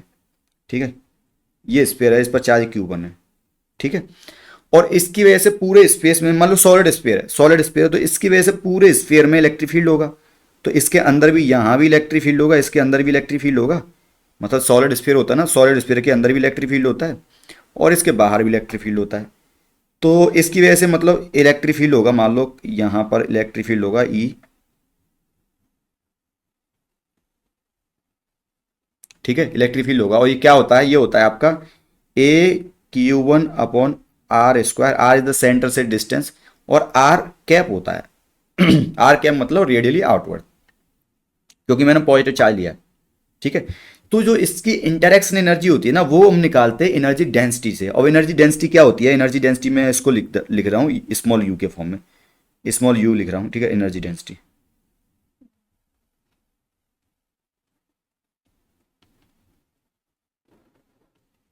यू के फॉर्म में लिख रहा हूँ एनर्जी डेंसिटी। तो ये हो जाता है आपका 1/2 epsilon not E vector dot E vector. ये याद कर लो आप, ठीक है, E vector dot E vector. मतलब जो इलेक्ट्रिक फील्ड ये है, ये इलेक्ट्रिक फील्ड है, ये खुद के साथ ही इंटरेक्ट करता है, तभी तो सेल्फ एनर्जी आती है। सेल्फ मतलब खुद के साथ ही इंटरेक्ट कर रहा है, ऐसे समझ सकते हो। तो ई डॉट, अरे यार, ठीक है, ई डॉट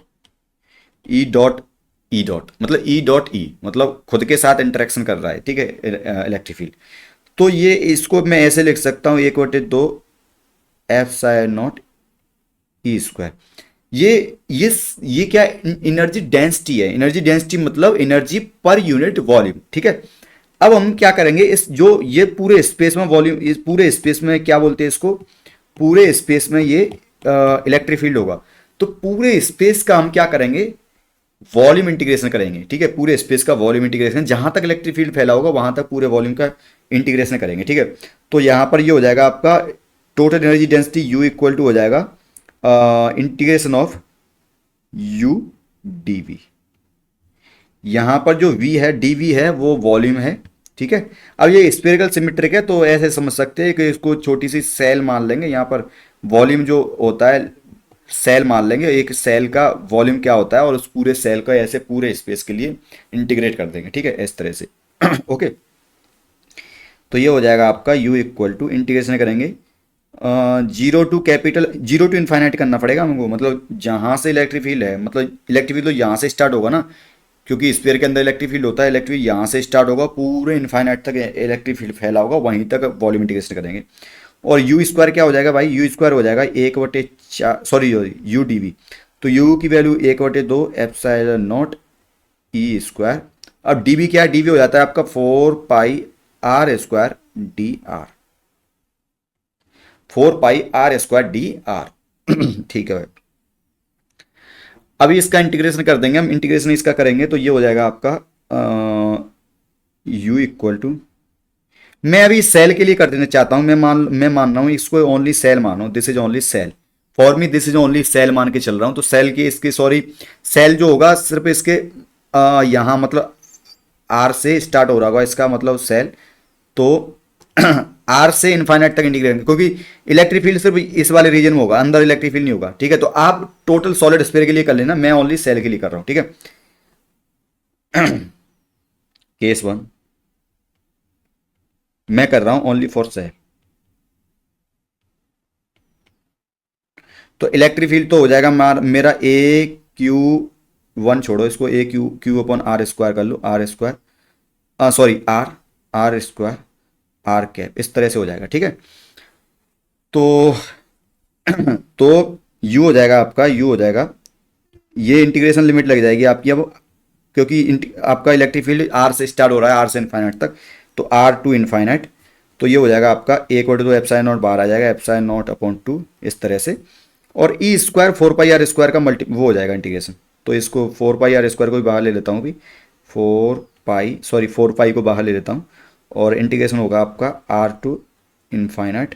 इंटीग्रेशन में ई स्क्वायर का, ई स्क्वायर मतलब A² Q² अपॉन R की power 4 into R² D R, इस तरह से, ठीक है। तो ये हो जाएगा U इक्वल टू हो जाएगा आपका एप्सिलॉन, मतलब ये हो जाएगा 2π epsilon not and A² Q², और ये बचेगा 1/r² बचेगा, 1/r² का इंटीग्रेशन होगा R to infinite D R upon R², ठीक है।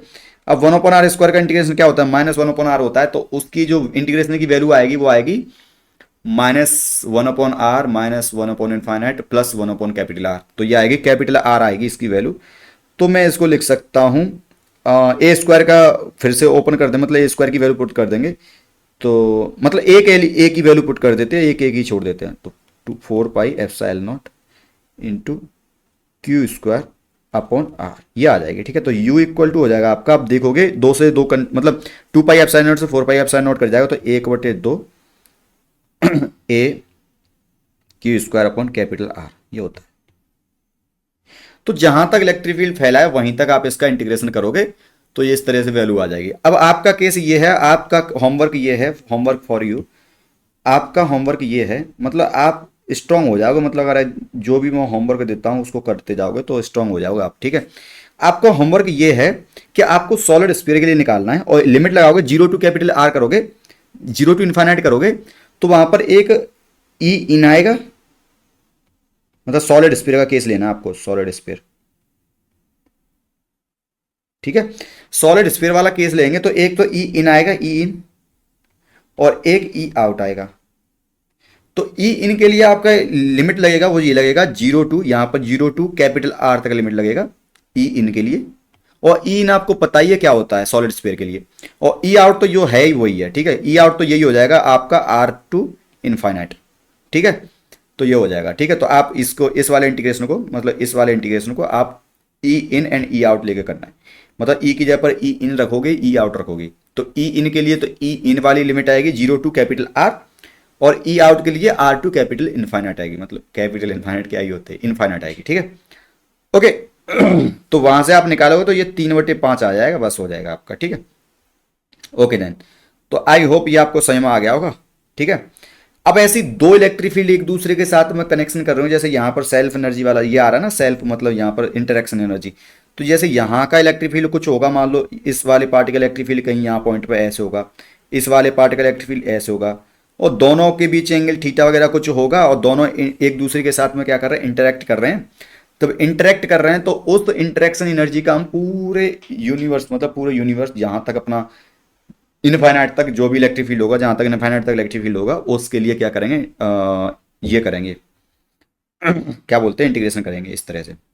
तो यहाँ पर E1 E2 आ जाएगा, तो उस जगह ऐसे करते हैं। ठीक है, कॉम्प्लिकेटेड होता है, बहुत ही ज़्यादा कॉम्प्लिकेटेड होगा, क्योंकि उस तरह का इंटीग्रेशन का E1 डॉट E2 करेंगे, इंटीग्रेशन करेंगे, वहाँ पर बहुत ज़्यादा कॉम्प्लिकेशंस आएंगी। फिर वो इंटीग्रेशन ऐसे भी करना है, तो मुझे लगता नहीं कि वो आपको इस तरह से एग्जाम में पूछेगा। ठीक है, तो बस आप ये जान लो कि दो, मतलब उसका इंटीग्रेशन का वैल्यू ही इतना आएगा। ठीक है, जो E1 डॉट E2 करोगे उसका वॉल्यूम इंटीग्रेशन करोगे, वो वैल्यू ही इतना करके आएगी। ठीक है, तो बस ऐसे ही याद कर लो। ठीक है, ओके ओके। अच्छा चलो बता देता हूँ दूसरा, फिर इसको ही बता देता हूँ। तो जैसे ये है, ये Q1 है मान लो, और इसकी वजह से इलेक्ट्रिक फील्ड यहाँ कहीं पॉइंट पे इलेक्ट्रिक फील्ड होगा, मान लो ऐसे बाहर होगा। अगर आप कर पाओ तो कर लेना भैया, नहीं कर पाओ तो छोड़ देना। E1 ऐसे होगा, और ऐसे ही दूसरा सॉलिड स्फीयर है, ऐसे ही सॉलिड स्फीयर क्या, कैसे भी स्फीयर है मान लो। ठीक है, और इस पर चार्ज नेगेटिव है मान लो Q2, और इसकी वजह से इलेक्ट्रिक फील्ड कैसे होगा, ऐसे होगा, इस तरह से इसकी तरफ ही इलेक्ट्रिक फील्ड कैसे होगा, ऐसे होगा मान लो। ठीक है, इस तरह से ये R1 वेक्टर है और ये R2 वेक्टर है। R2 मतलब आउटवर्ड वेक्टर है, लेकिन इलेक्ट्रिक फील्ड उसकी तरफ है। ठीक है, इस तरह से समझ लो, ये तो साइकिल टाइप बन गया ना। ओके, तो मान लो इन दोनों के बीच एंगल थीटा है, इन दोनों के बीच एंगल थीटा है, E1 E2 के बीच एंगल ठीक है। वैसे तो देखा जाए तो ये R1 वेक्टर, ये R2 वेक्टर का मॉड्यूलस होगा, मान लो ये R2 मॉड्यूलस नहीं, R2 वेक्टर का डायरेक्शन होगा, और इधर R1 वेक्टर का डायरेक्शन होगा, R1 वेक्टर। तो इन दोनों के बीच एंगल मान लो, अगर इन दोनों के बीच एंगल थीटा मान रहे हो, तो भी आप E1 E2 के बीच डॉट प्रोडक्ट लोगे तो वो उससे भी हो जाएगा, मतलब वो 180 माइनस कुछ आएगा। ठीक है, तो जो एनर्जी डेंसिटी आएगी इनकी, वो आएगी आपकी 1/2 epsilon not 1/2 epsilon not and E1 dot E2।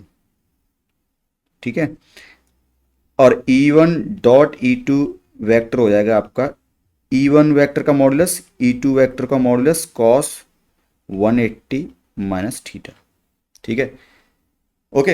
अब यहाँ पर देखोगे ये R1 वेक्टर और R2 वेक्टर के बीच थीटा है, लेकिन हमें E1 E2 के बीच देख रहे हैं, तो E1 E2 के बीच एंगल ये होगा, ये वाला, और ये वैल्यू होगी 180 माइनस थीटा। ठीक है, तो ये इस तरह से होगा E1 डॉट E2। जब आप इसको करोगे इंटीग्रेशन, तो इंटीग्रेशन करना काफ़ी टफ होगा, क्योंकि बहुत ही कॉम्प्लेक्स होगा, ये तो पता है मुझे, क्योंकि तुम्हें इसका जो E1 होगा वो यहाँ से भी निकल रहा होगा, यहाँ से, मतलब ये सॉलिड स्फीयर है ना, तो सॉलिड स्फीयर में तो E1 तो इसके अंदर से भी निकलेगा मान लो, ठीक है। और इसमें सिर्फ, इसमें जो E2 होगा वो सिर्फ इसके सरफेस के बाहर होगा, क्योंकि अंदर ये सेल है ना, तो सेल के अंदर तो इलेक्ट्रिक फील्ड होगा नहीं, ठीक है, तो सेल के अंदर तक होगा नहीं, ठीक है। तो जो E2 होगा वो बाहर ही होगा, ठीक है। तो इसकी लिमिट बाहर की वाली लगेगी और इसकी लिमिट अंदर वाली लगेगी, अंदर से लगेगी, ठीक है। तो अब इसको पूरे वॉल्यूम इंटीग्रेशन करना काफ़ी कॉम्प्लेक्स हो जाएगा, ठीक है। अगर निकाल पाओ तो निकाल लेना, नहीं निकाल पाओ तो छोड़ देना, बस ऐसे ही याद कर लो कि इसकी जो वैल्यू आएगी वो आएगी ए Q1 Q2 अपॉन आर, दोनों के बीच की डिस्टेंस, सॉरी एल, ठीक है। ओके, तो इस तरह से होता है आपका इंटरेक्शन एनर्जी। ओके, आगे बढ़ते हैं। ओके, तो नेक्स्ट टॉपिक आपका potential due to induced charge. अब ये होता है पोटेंशियल इंड्यूस चार्ज किस में हो सकता है, मतलब इंड्यूस चार्ज क्या होता है, मतलब कोई मेटेलिक बॉल होती है, मेटेलिक स्फीयर या मेटेलिक कोई भी सीट होती है, जो भी चीज़ होती है मेटेलिक, उसके पास कोई एक्सटर्नल चार्ज लेके आते हैं, मान लो ये क्यू लेके आए, उसकी वजह से इसके ऊपर एक जो मेटेलिक बॉल है, यहाँ पर रेडियस आर है, मेटेलिक स्फीयर है जो भी है, तो इस पर एक इंड्यूस चार्ज होता है। तो यहाँ पर देखो, जैसे मैंने बोला कि ये कैपिटल क्यू चार्ज की, ये कैपिटल क्यू चार्ज की, जैसे ये दिख रहा है ना, ये एक आर रेडियस की कैपिटल क्यू चार्ज की एक स्फेरिकल सेल थी, मतलब स्फेरिकल बॉल थी। अब ये बॉल थी तो इसके कैपिटल क्यू चार्ज है, तो वो कैपिटल क्यू चार्ज कहाँ रहेगा इसका, ये देखो येलो में दिखा रहा हूँ ना, कैपिटल क्यू जो इसका खुद का चार्ज है, ठीक है। अभी क्यू को भूल जाओ, इस क्यू को भूल जाओ, जो कैपिटल क्यू इसके स्फेयर के कहाँ रहेगा, इसके रेडियस पे रहेगा, मतलब सॉरी आउटर रेडियस पर रहेगा, ठीक है। आउटर रेडियस क्या बोल रहा हूँ, मतलब इसके सरफेस पर रहेगा, ठीक है। तो ये प्लस क्यू ये चार्ज है ना, ये क्या है, इसका खुद का चार्ज है, ठीक है। अब इसके पास हमने एक स्मॉल क्यू चार्ज लेके आए, अब उसकी वजह से क्या होगा, ये स्मॉल क्यू प्लस चार्ज है, मान लो ये क्या है आपका प्लस चार्ज है, तो स्मॉल क्यू प्लस चार्ज की वजह से क्या होगा इस स्फीयर पर, क्योंकि मेटलिक स्फीयर है तो इस पर एक क्या होगा, एक चार्ज इंड्यूस होगा, ठीक है। तो मान लो इस वाले रीजन में ये नेगेटिव नेगेटिव चार्ज दिख रहे हैं ना, ये तो आपका, क्योंकि ये पॉजिटिव है तो पॉजिटिव के पास में नेगेटिव चार्ज ये क्या हुए, इंड्यूस हुए हैं, मतलब स्फीयर में से निकल के आए हैं बाहर, तो क्यू आई बोल दे रहा हूँ इसको, ठीक है। जितना अब ये क्यू नेगेटिव होगा, क्योंकि क्यू आई क्या हो रहेगा नेगेटिव, ठीक है। अब उतना ही चार्ज क्यू पॉजिटिव क्या रहेगा, ये वाला क्या रहेगा, ये इंड्यूस चार्ज है, ये क्या रहेगा इसके दूसरी साइड रहेगा, ठीक है, दूसरी भागना चाहेगा ना, तो ये क्या है आपका इंड्यूस्ड चार्ज, इंड्यूस्ड चार्ज। और ये भी कितना रहेगा, प्लस क्यू आई रहेगा, क्योंकि according to conservation of charge net charge उतना ही रहना चाहिए जितना पहले था। तो स्फीयर पर नेट चार्ज कितना होगा, Q I plus capital Q, और क्यू आई दोनों को जोड़ोगे ये तो दोनों कैंसिल हो जाएंगे, तो बचेगा कैपिटल क्यू। ये उतना ही चार्ज है जो पहले था, मतलब इसको हटा दोगे तो उतना चार्ज कैपिटल क्यू ही था ना, तो अब भी उतना ही रहेगा, ठीक है, हमेशा। Okay, easy. अब हमने पूछा है, क्वेश्चन पूछा है कि find the potential at point P, तो पी पॉइंट पे हमें क्या निकालना है, पोटेंशियल निकालना है। क्या निकालना है, पी पॉइंट पे हमें पोटेंशियल निकालना है। तो कैसे निकालेंगे भाई पोटेंशियल एट पॉइंट पी, देखो एक चीज बताऊं आपको, जो पॉइंट पी पे पोटेंशियल होगा ना, जो पॉइंट पी पे पोटेंशियल होगा, तो क्वेश्चन है कि इंड्यूस चार्ज की वजह से, जो जो चार्ज है ना, ये चार्ज हुआ है ना, इसकी वजह से, इंड्यूस चार्ज की वजह से पॉइंट पी पर पोटेंशियल पूछा है, पोटेंशियल, हाँ तो ये लिखा है ना, potential due to induce charge, ठीक है। तो तो मान लो potential at point P induce charge की वजह से, तो वी आई बोल दे रहा हूँ मैं, ये क्या हो जाएगा आपका, रुको, वी पी आई, आई मतलब इंड्यूस चार्ज की वजह से पोटेंशियल, ये कितना हो जाएगा, मान लो कुछ कह नहीं सकते कितना होगा, क्योंकि इसलिए नहीं कह सकते क्योंकि देखो ये क्यू आई की डिस्टेंस, क्यू आई की डिस्टेंस पी से ये वाली जो लेंगे कुछ बदल रही होगी, कुछ चेंज हो रहा होगा, मतलब काफ़ी कॉम्प्लिकेटेड होगा ऐसे निकालना, ठीक है। ओके, तो हमें कैसे निकालें भाई, ये सब कैसे निकालें, तो इसको निकालने का सिंपल ये तरीका है, हमें निकालना है वी आई, क्या निकालना है हमें, वी आई, ठीक है। तो इसको निकालने का ये तरीका है, अगर अगर आपने पढ़ा होगा कि जो स्फीयर होता है उसके हर पॉइंट पर, उसके हर पॉइंट पर पोटेंशियल क्या होगा, सेम होता है। तो जो नेट पोटेंशियल की बात करूं, net potential at point P होगा, वही net potential at point O होगा, ठीक है। तो V P equal to V O होगा, नेट पोटेंशियल, ठीक है। ये क्या रहेगा आपका, नेट पोटेंशियल रहेगा, ठीक है। अब वी ओ कैसे निकालेंगे भाई, तो वी ओ ऐसे निकालेंगे, ठीक है, तो वीओ निकालते हैं पहले। वीओ कैसे निकालेंगे, वीओ मतलब ओरिजिन पर पोटेंशियल निकालना है। तो ओरिजिन पर देखो, ये प्लस क्यू से ये ओरिजिन की डिस्टेंस कितने, इस एक्स, तो ये एक तो ये हो जाएगा plus A Q upon x, ये हो गया प्लस। अब ऐसे ही ओरिजिन पर ये जो प्लस क्यू ना, ये वाला प्लस क्यू, इसकी वजह से ओरिजिन पर पोटेंशियल क्या होगा, ये हो जाएगा आपका, ये भी हो जाएगा plus capital Q upon capital are हो जाएगा। ठीक है, इतना ही होता है ना, किसी स्फीयर की वजह से सेंटर पर पोटेंशियल क्या होता है, ए क्यू अपॉन कैपिटल आर हो जाएगा। ठीक है, अब ऐसे ही इस चार्ज की वजह से इंड्यूस चार्ज, ये नेगेटिव इंड्यूस चार्ज है, और ऐसे ये प्लस इंड्यूस चार्ज, दोनों की डिस्टेंस देखोगे, दोनों की डिस्टेंस सेम डिस्टेंस होगी आर। तो एक का हो गया minus A Q I upon R, और दूसरे का हो गया plus A Q upon R. तो दोनों कैंसिल हो जाएंगे, तो वो क्या हो जाएगा आपका जीरो, मतलब एक हो जाएगा minus A Q I upon R, एक हो जाएगा plus A Q I upon R, ऐसे समझ सकते हो। तो ये क्या हो जाएंगे आपके जीरो। तो जो इंड्यूस चार्ज होगा उसकी वजह से सेंटर पर पोटेंशियल कितना हो जाएगा, जीरो हो जाएगा। ठीक है, तो ये वी ओ आ गया आपका, ये A Q upon X plus A capital Q upon R, ये हो गया।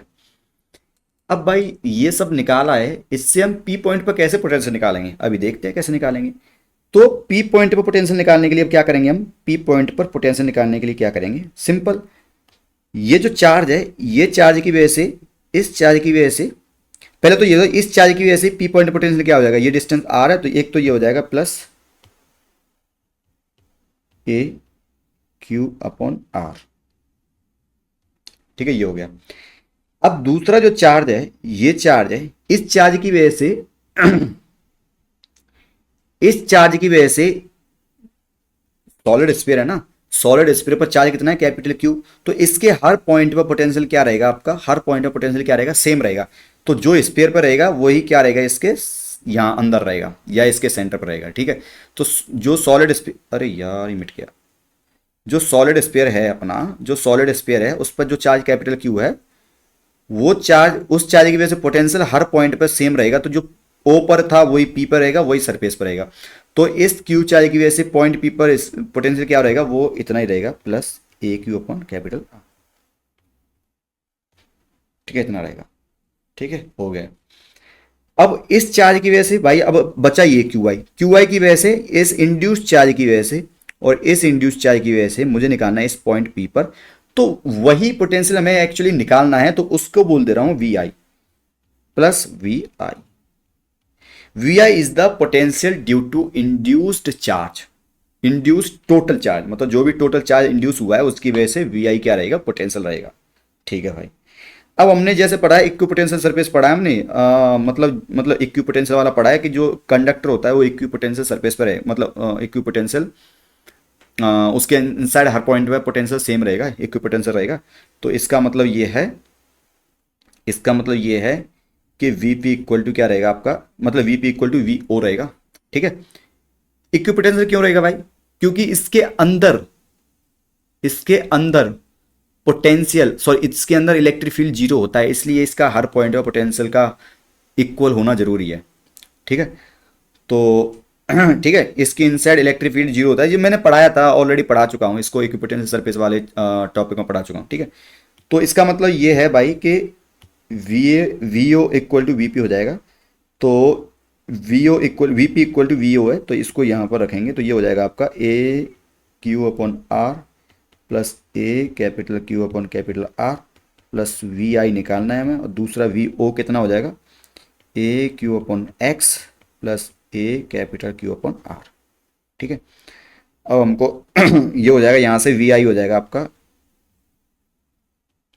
इससे ये कट जाएगा वी आई हो जाएगा आपका A Q upon X minus A Q upon R. ठीक है, ये हो जाएगा आपका इस तरह से।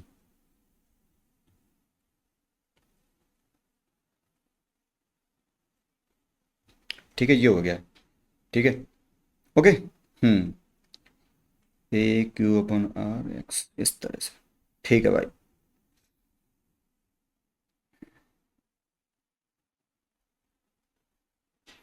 ठीक है, आई होप ये आपको समझ में आ गया होगा। हम्म, तो इस तरह से हम क्या निकाल सकते हैं, इलेक्ट्रिक पोटेंशियल निकाल सकते हैं ड्यू टू इंड्यूस चार्ज। और ये टोटली डिपेंड कर रहा है किस पर, एक्सटर्नल चार्ज पर, totally depending on external charge, Q है ना, जो एक्सटर्नल चार्ज है इस पर डिपेंड कर रहा है, यहाँ पर देखो क्यू क्यू, और उसी की डिस्टेंस एक्स और R, simple. X is the distance from centre to O and from point P to O, P to this point Q, ठीक है, सिंपल। ठीक है भाई, आई होप ये आपको सही में आ गया होगा। आगे बढ़ते हैं। अच्छा यहाँ लिख देता हूँ क्योंकि इक्विपोटेंशियल सरफेस है, इसलिए इक्विपोटेंशियल पूरा जो मेटलिक, मेटलिक का जो अंदर वाला पार्ट होगा वो क्या होगा, पूरा मेटल के अंदर इक्विपोटेंशियल सरफेस रहेगा। इक्विपोटेंशियल सरफेस क्या, इक्विपोटेंशियल रहेगा, इक्विपोटेंशियल, ठीक है।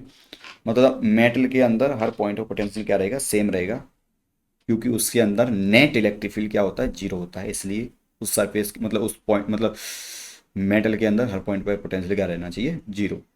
ठीक है, ये चीज़ हम ऑलरेडी डिस्कस कर चुके हैं। ओके कोई नई चीज़ नहीं है, अगर आपको नई चीज़ लगी है तो इससे पहले वाला लेक्चर जाके देख लेना। ओके ओके, तो नेक्स्ट हमारा टॉपिक है अर्थिंग ऑफ ए कंडक्टर। तो कंडक्टर को जब अर्थ करते हैं हम तो क्या होता है, तो बताने वाला हूँ। देखो अर्थ का जो पोटेंशियल होता है ना, वो हमेशा जीरो लेते हैं, अर्थ का पोटेंशियल क्या लेते हैं, जीरो।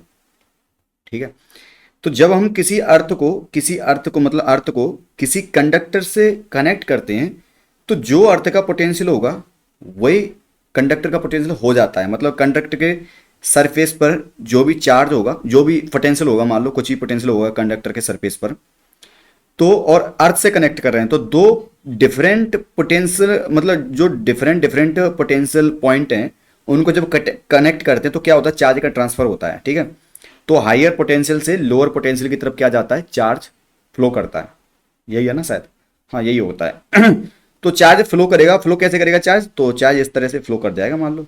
ठीक है, तो कहने का मतलब जो है अगर दो हायर पोटेंशियल को लोअर पोटेंशियल से कनेक्ट करेंगे तो चार्ज का फ्लो होगा। ठीक है, होता है, ठीक है। तो चार्ज के फ्लो होने से चार्ज तब तक फ्लो होगा जब तक कि दोनों का पोटेंशियल सेम ना हो जाए। अब अर्थ पर तो कितना भी चार्ज आ जाए अर्थ का पोटेंशियल तो सेम ही रहेगा, ज्यादा फर्क पड़ेगा ना, तो उसका पोटेंशियल तो जीरो ही रहेगा हमेशा। ठीक है, तो पोटेंशियल किसका चेंज होने वाला है, इसका, सरफेस का, जो जो जिस मेटेलिक सरफेस को हम कनेक्ट करेंगे इस अर्थ से, तो जो पोटेंशियल अर्थ का होगा वही पोटेंशियल इसका हो जाएगा बाद में, बाय आफ्टर चार्ज ट्रांसफर। तो मतलब चार्ज का ट्रांसफर होगा तो उससे अपना जो है अर्थ का पोटेंशियल सेम हो जाएगा, मतलब सॉरी स्फीयर के जो सरफेस का पोटेंशियल सेम हो जाएगा एज ऑफ अर्थ। ठीक है तो कहानी ये है कि प्लस क्यू चार्ज इसके पास रखा है, मान लो अभी अभी कनेक्ट नहीं है, यहां पर जो स्विच है वो कनेक्ट नहीं है, देखो स्विच दिख रहा है, स्विच कनेक्ट नहीं है अभी। ठीक है, अभी कनेक्ट कोई कनेक्शन नहीं है, दोनों अर्थ अभी अलग है बिल्कुल।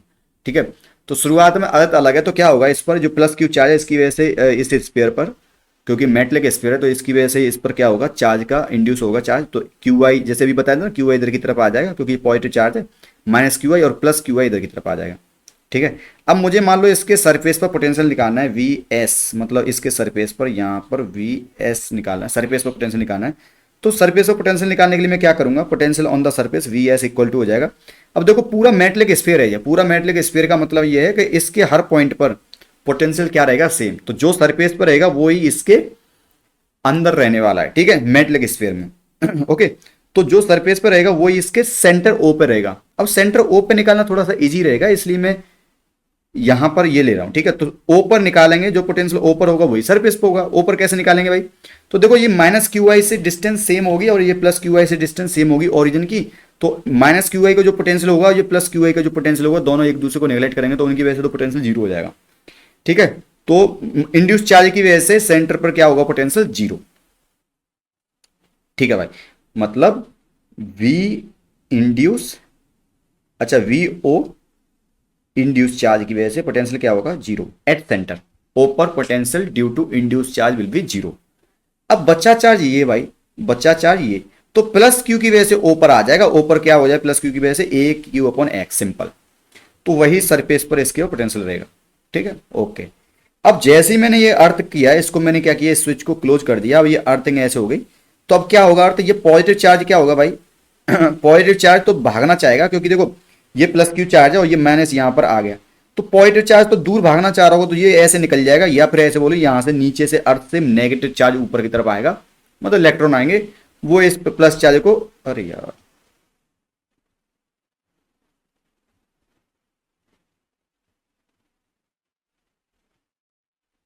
वो इस प्लस चार्ज को डिस्ट्रॉय करेंगे और एक दूसरे को कैंसिल करके नहीं है। नेट जो चार्ज हो जाएगा इस पर, नेट जो चार्ज हो जाएगा वो कुछ इस तरह से हो जाएगा, negative minus Q I minus Q E. तो नेट चार्ज क्या हो जाएगा, माइनस क्यू ई। ठीक है, तो नेट चार्ज क्या हो जाएगा, माइनस क्यू ई। तो अर्थ से टोटल जो भी चार्ज, अर्थ से जितना भी चार्ज आया वो ये सब कट पिट के नेट चार्ज कितना बचेगा इसका, अर्थ की वजह से टोटल क्यू ई। अब जो यहां पर पोटेंशियल था इसका वी एस जो था, वी एस था जो पोटेंशियल, अब आफ्टर अर्थिंग, पहले तो ये नॉन जीरो था, पहले तो क्या था, ये नॉन जीरो था, ये था ना पहले, शुरुआत में नॉन जीरो था ये, लेकिन जैसे ही अर्थ के साथ कनेक्ट किया, अब ये प्रोसेस के बीच में चल रहा है, ये प्रोसेस के बीच में ये प्रोसेस हो रहा है, हो रहा है, हो रहा है, कुछ टाइम बाद ये हो जाएगी कहानी कि पोटेंशियल जो अर्थ का पोटेंशियल होगा वही सरफेस का पोटेंशियल हो जाएगा, सरफेस का पोटेंशियल हो जाएगा, क्योंकि चार्ज का ट्रांसफर हो गया, फ्लो हो गया चार्ज कंप्लीटली। अब चार्ज ना तो इधर जाएगा ना उधर ऊपर से नीचे आएगा, अब टोटल स्टेबिलिटी आ गई, चार्ज फ्लो हो चुका है। जब चार्ज कंप्लीट फ्लो हो जाएगा, चार्ज तब तक फ्लो होता है जब तक दोनों पॉइंट के बीच, मतलब दो अगर पॉइंट कनेक्टेड हैं, किसी वायर से कनेक्टेड है, दो डिफरेंट डिफरेंट पोटेंशियल वाले पॉइंट, तो चार्ज दोनों के बीच तब तक फ्लो होगा जब तक दोनों पॉइंट्स के बीच में पोटेंशियल सेम ना हो जाए। तो जो अर्थ का पोटेंशियल है वही अब सरफेस का पोटेंशियल हो जाएगा ठीक है। तो कहानी यू हुई कि इस पर नेट चार्ज जो आया था अर्थ से वो कैपिटल माइनस क्यू हुई। ठीक है, नेट चार्ज कितना आया, माइनस क्यू ई। पहले नेट चार्ज कितना था भाई, पहले पहले नेट चार्ज जीरो था, क्योंकि देखो आप देखोगे इस पहले नेट चार्ज सरफेस पर कितना था, ये माइनस क्यू आई और इधर same amount of plus Q I. तो नेट चार्ज कितना था, पहले जीरो था, लेकिन अब नेट चार्ज कितना आ गया, माइनस क्यू ई। वही निकालना है कि माइनस क्यू ई कितना होगा, कितना अर्थ से चार्ज आएगा। ठीक है, ऐसे करके पूछ सकता है क्वेश्चन में, कितना अर्थ से चार्ज आएगा। ठीक है, तो वो निकाल लेंगे माइनस क्यू ई। कैसे निकालेंगे भाई, सिंपल, वी एस जीरो दे रखा है तो सरफेस पर वी एस जीरो निकाल लो और कर दो कहानी। तो कहानी ये है कि जो, अब देखो जितना सरफेस पे होगा वही ओपर होगा, तो ओपर निकाल लेंगे टोटल और वही सरफेस पे हो जाएगा। ठीक है, तो करते हैं इसको, वी ओ कितना होगा भाई, वी हो जाएगा आपका ए क्यू अपॉन एक्स, मतलब इसकी वजह से ओपर ओरिजिन पर। ठीक है, अब उतना ही, अब जो नेगेटिव चार्ज है, नेगेटिव चार्ज की वजह से ये माइनस क्यू चार्ज है, इसकी वजह से सेंटर पर कितना होगा potential, minus A Q E upon X. Sorry ये आर है, ये रेडियस, ये रेडियस आर है मान लो। ठीक है, तो minus A Q E upon R ये हो जाएगा। ठीक है, आई होप ये आपको समझ में आ गया होगा। ठीक है, ठीक है, ओके अच्छा, इसको माइनस नहीं करके थोड़ा सा और सही से कर देते हैं इसको। मान लो ये क्यू ई चार्ज आया ऊपर नीचे से, अंदर से क्यू ई चार्ज आया अर्थ से, वो अपने आप नेगेटिव साइन अपने आप आ जाएगा। ठीक है, वैसे नेगेटिव आएगा मुझे पता है। अच्छा छोड़ो इसको, क्या ही मैं कर रहा हूँ, छोड़ो।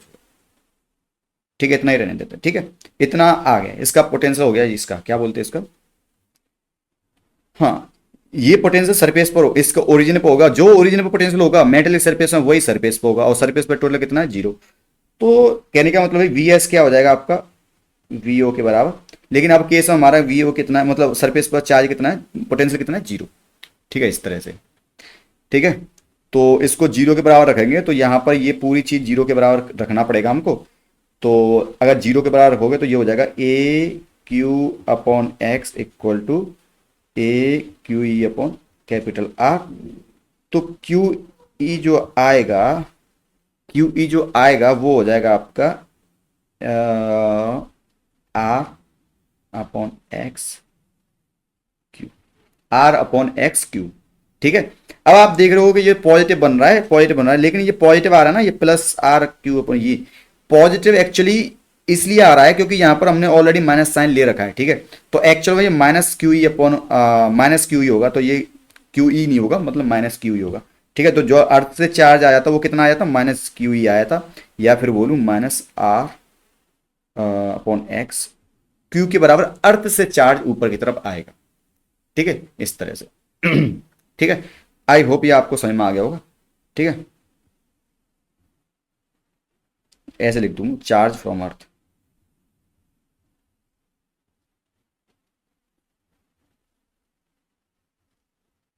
वो कितना था, माइनस क्यू ई था। माइनस क्यू ई चार्ज आया ना अंदर से, अर्थ से minus Q E charge total अंदर से आया। और वही कितना होगा, माइनस क्यू ई मतलब ये इसकी वैल्यू पुट कर देंगे यहाँ पर, तो minus R upon X Q, इस तरह से हो जाएगा। अब स्टेप बाय स्टेप समझाया आपको, आई होप आपको समझ में आ गया होगा। ठीक है, ओके, ठीक है भाई। ओके, देन आगे बढ़ते हैं।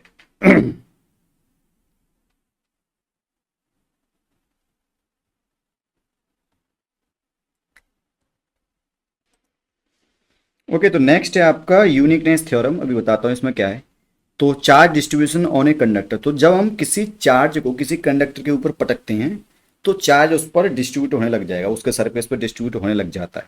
तो जैसे यहाँ पर देखो, ये प्लस क्यू चार्ज को मैंने इस सरफेस पर डाला, मतलब इस कंडक्टर पर डाला, ये कंडक्टर है पूरा। ठीक है, कंडक्टर है, इसके ऊपर डालेंगे तो क्या हुआ, कंडक्टर के ऊपर चार्ज बिखरने लगेगा, इस तरह से पूरे चार्ज मतलब बिखरने लगेगा।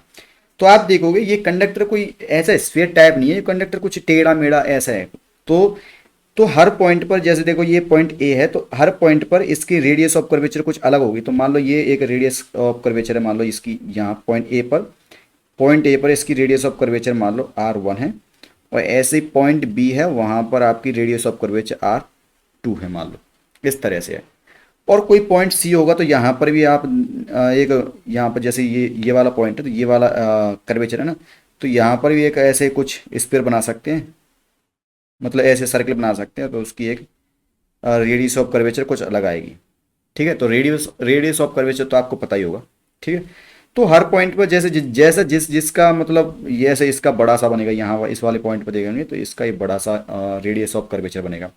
ठीक है, जितना ज़्यादा कर्व होगा उसकी रेडियस ऑफ कर्वेचर देखेगा तो वो बहुत कम होगी। ठीक है, जितना जितना ज़्यादा कर्व होगा, जैसे ये देखो बहुत ज़्यादा कर्व है, तो यहाँ पर एक इस तरह का एक स्क्वायर सा बना, मतलब सर्कल बनाएंगे तो रेडियस ऑफ कर्वेचर इसकी कम होगी। जितना ज़्यादा कर्व उतनी ही कम रेडियस ऑफ कर्वेचर। ठीक है, ये इससे हमें कोई ज़्यादा फर्क नहीं पड़ रहा था। ठीक है, तो कहानी यहाँ पर यह है कि जहाँ पर भी रेडियस ऑफ कर्वेचर होगा, जहाँ पर भी रेडियस ऑफ कर्वेचर, जहाँ पर भी कर्व होगा वहाँ पर चार्ज डेंसिटी कर्व के हिसाब से अपनी चार्ज डेंसिटी अलग अलग होगी। मतलब यहाँ पर अगर कर्व ज़्यादा है तो यहाँ पर चार्ज डेंसिटी अलग होगी, यहाँ पर कर्व कम है, देखो यहाँ पर रेडियस ज़्यादा तो कर्व कम है, तो यहाँ पर चार्ज डेंसिटी अलग होगी। तो इसमें हम रिलेशन भी निकाल सकते हैं। वो कैसे निकाल सकते हैं हम रिलेशन, यहाँ पर अगर आप देखोगे कि पहली बात तो V A equal to V B होगा, सिंपल। मतलब जो सरफेस है, सरफेस के मेटेलिक सरफेस है, उसके ऊपर चार्ज रखा है, तो उस सरफेस के हर पॉइंट पर पोटेंशियल क्या होना चाहिए, सेम होता है, सिंपल।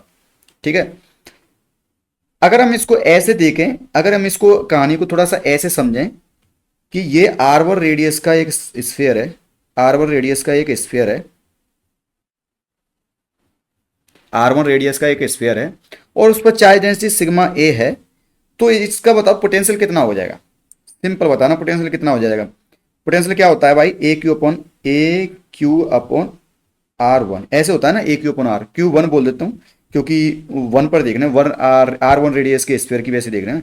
ठीक है, तो इधर हो जाएगा आपका ऐसे ही बी वाला पॉइंट भी देखो, बी वाला पॉइंट ये है मान लो, तो बी वाले पॉइंट की वजह से ये बी वाला पॉइंट है, बी वाले पॉइंट का स्फीयर का रेडियस R2 और इस पर मान लो चार्ज डेंसिटी सिग्मा बी है। ठीक है, सिग्मा बी है, तो इसकी वजह से आपका हो जाएगा A Q2 बोल दे रहा हूँ, Q2/R2 इस तरह से लिख सकते हैं हम। ठीक है, दोनों को अज्यूम करके चल रहे हैं कि वो एक स्फीयर है। ठीक है, इस तरह से, और दोनों का पोटेंशियल सेम है तो हम इस तरह से लिख सकते हैं। ठीक है, अब आप देखोगे Q1 को लिख सकता हूँ A/R1, Q1 को लिख सकता हूँ, Q1 इसके सरफेस पर होगा और सिग्मा ए इसका डेंसिटी है, तो सिग्मा ए इंटू 4πR1² इसका क्या हो जाएगा, चार्ज हो जाएगा। Q1 क्या हो जाएगा, 4πR1² into sigma A equal to, ऐसे A/R2 कर दूंगा, उधर हो जाएगा आपका Q2 हो जाएगा 4πR2² इंटू सिग्मा बी। ठीक है भाई, ओके देन। यहां से देखो R1 से R1 कैंसिल हो जाएगा, उधर R2 से R2 कैंसिल हो जाएगा, 4π और ये सब कट पिट जाएंगे। तो आप देखोगे sigma A into R one equal to sigma B into R two, कुछ इस तरह से बचेगा। या इसको और सही से लिख दूं तो sigma A into R A लिख सकता हूं equal to sigma B into R B, ऐसे बोल सकता हूं। तो जिसकी चार्ज डेंसिटी इंटू रेडियस और उसकी दूसरे वाले की चार्ज डेंसिटी इंटू उसकी कर्वेचर रेडियस, ये इक्वल रहेगा हमेशा हर केस में, ठीक है। तो इसे ही यूनिकनेस थ्योरम बोलते हैं, ठीक है। इसे ही क्या बोलते हैं? Uniqueness theorem. तो चार्ज चार्ज डेंसिटी ऑन ए, मतलब इस तरह से रहता है, इसे यूनिकनेस थ्योरम इस तरह इसलिए बोलते हैं कि मतलब इस तरह से यूनिकली डिस्ट्रीब्यूट होता है कि charge density at any point of the surface into radius of curvature, into radius of curvature का मल्टीप्लाई करेंगे, वो क्या रहेगा आपका? हमेशा कांस्टेंट रहेगा। तो इसको बोलूंगा sigma, sigma R equal to constant. इससे इससे आपको एक चीज पता लग रही होगी, सिग्मा प्रोपोर्शनल टू 1/r है। इसका मतलब ये है जहां पर रेडियस ऑफ कर्वेचर ज्यादा रहेगा, जहां पर रेडियस ऑफ कर्वेचर ज्यादा रहेगा वहां पर चार्ज डेंसिटी कम रहेगी, और जहां पर रेडियस ऑफ कर्वेचर कम रहेगा वहां पर चार्ज डेंसिटी ज्यादा रहेगी। तो यहां पर आप देख सकते हो जितना नुकीला नुकीला टाइप पॉइंट होगा उसकी रेडियस ऑफ कर्वेचर कम रहेगा, तो वहां पर चार्ज डेंसिटी ये ज्यादा है, जो चार्ज डेंसिटी होगी वो ज्यादा होगी। आर ज्यादा चार्ज डेंसिटी कम, आर कम चार्ज डेंसिटी ज्यादा। तो यहां पर देखो, यहां पर रेडियस ऑफ कर्वेचर जितना, मतलब यहां पर एकदम स्मूथ कर्व बन रहा है, मतलब ज्यादा एकदम से घुमावदार नहीं बन रहा है। जहां पर घुमाव ज्यादा होगा वहां पर चार्ज डेंसिटी ज्यादा रहेगी, नुकीले पॉइंट पर चार्ज डेंसिटी ज्यादा रहेगी, और सिंपल एकदम आराम से कर्व हुआ होगा, जैसे ये दिख रहा है, ये आराम से कर्व है, तो यहां पर इसकी चार्ज डेंसिटी कम होगी क्योंकि इसकी रेडियस ऑफ कर्वेचर ज्यादा है, ठीक है। तो ये यूनिकनेस थ्योरम है और कुछ है नहीं इसमें, आई थिंक आपको समझ में आ गया होगा, ठीक है। तो नुकीली चीजों की चार्ज डेंसिटी ज्यादा होती है, ठीक है, सिंपल। क्योंकि वहां पर ऐसे कोई भी बॉडी हो, जैसे ये पेन है, इस पेन के ऊपर क्या कर दिया, इस पेन के ऊपर चार्ज पुट कर दिया मैंने, इस पेन के ऊपर चार्ज पुट कर दिया, तो जैसे ये नॉक है तो नॉक पर चार्ज डेंसिटी ज्यादा होगी। क्यों ज्यादा होगी? मेटेलिक सरफेस है, मेटेलिक पेन है, ठीक है, तब तो नॉक पर चार्ज डेंसिटी ज्यादा होगी क्योंकि इसका रेडियस ऑफ कर्वेचर कम है। Sigma proportional to 1/r, radius of curvature कम है तो charge density will be more, ठीक है। तो ये हो गया आपका, ठीक है, कुछ ज्यादा था नहीं इसमें, बहुत ही इजी सा है। वी इक्वल टू बी भी करेंगे, इसको ए क्यू 1/r1 ए क्यू 2/r2 कर देंगे, यहां से आपका ये कुछ इस तरह से आ जाएगा। ओके ओके, तो नेक्स्ट है आपका potential due to electric dipole. तो जैसे ये डायपोल है, ए बी डायपोल है, ये ए बी डायपोल है, ए पर माइनस क्यू चार्ज और बी पर प्लस क्यू चार्ज, तो एक डायपोल बन रहा है और दोनों के बीच की दूरी ये 2l है। ये कितनी है? 2l है। तो ए से ओ की बीच की दूरी l है और ओ से बी की दूरी स्मॉल l, ठीक है। तो 2l टोटल दूरी है और इसके सेंटर ओ से r डिस्टेंस अवे और थीटा एंगल पर, r distance away theta angle पर पॉइंट पी पर क्या निकालना है हमें? पोटेंशियल निकालना है। तो सिंपल कर देंगे, तो मान लो ए चार्ज से माइनस क्यू चार्ज से ये r1 डिस्टेंस है और प्लस क्यू चार्ज से ये p की डिस्टेंस r2 है, तो सिंपल हमारा पोटेंशियल क्या हो जाएगा? ये होता है। लेकिन यहाँ पर r1 r2 की वैल्यू फाइंड करना थोड़ा डिफिकल्ट होगा, उसको भी इजी बना देते हैं, क्या दिक्कत है। तो जैसे ये थीटा एंगल है और ये r है, तो इस p से इस एक्सिस पर एक परपेंडिकुलर वेक्टर डाला, ये तो ये मतलब परपेंडिकुलर लाइन खींची, ये r साइन थीटा हो जाएगी। अगर ये r है, मतलब ये ट्रायंगल बन गया, देखो ये ट्रायंगल बन गया, तो ये कितनी हो जाएगी? ये हो जाएगी r साइन थीटा। ऐसे ही ये वाली लेंथ, जो ये वाली लेंथ है, ये हो जाएगी आपकी r cos थीटा। सिंपल, कुछ है ही नहीं, ठीक है। तो अगर आप देखो r1 निकालना है मुझे, तो r1 के लिए ये वाला ट्रायंगल देखो, ये वाला टोटल, ठीक है। तो इस ट्रायंगल में जो ये तो लेंथ पता है मुझे r साइन थीटा, अगर ये लेंथ पता लग गई तो मैं r1 स्क्वायर को बोल दूंगा, पाइथागोरस लगा दूंगा, r1 square equal to this length का whole square plus this length. अब इस लेंथ को निकालने के लिए अब देखो ये r sine r cos theta तो यहां तक है, o से m तक की डिस्टेंस r cos थीटा है और प्लस ये वाली लेंथ l है, तो ये टोटल लेंथ पता लगी मुझे और ये पता ही है मेरे को, तो r1 स्क्वायर लगा दूंगा मैं, r1 square equal to r sine theta का whole square plus r cos theta plus l, मतलब r cos थीटा यहाँ तक प्लस ये वाली l स्क्वायर कर देंगे तो r1 स्क्वायर हो जाएगा। ऐसे ही r2 स्क्वायर भी कर लेंगे, r2 देखेंगे, r2 देखो, r2 के लिए ये वाला ट्रायंगल बन गया, तो r sine theta square plus this. तो इसके लिए देखो ये टोटल लेंथ, ये वाली total length r cos theta है, तो इस वाली लेंथ को घटा देंगे, ये वाली लेंथ घट जाएगी तो बचेगी ये वाली, तो ये हो जाएगी R cos theta minus L, तो ये बी एम बचेगी। ठीक है, तो यहाँ पर ये हो गया। ठीक है, तो आर वन आर टू निकल आए, लेकिन अभी ये काफ़ी कॉम्प्लेक्स लग रहा है, इसको थोड़ा सा ईजी करेंगे। तो आर वन से स्टार्ट करते हैं हम। आर वन से स्टार्ट करें तो ये इसको ओपन कर लेंगे, तो R one R square sine square theta plus R square cos square theta plus L square plus 2 RL cos theta इस तरह से बनेगी। तो आप देखोगे R R R square sine square theta plus R square cos square theta वो हो जाएगा आपका आर स्क्वायर, क्योंकि sine square theta plus cos square theta क्या होता है 1।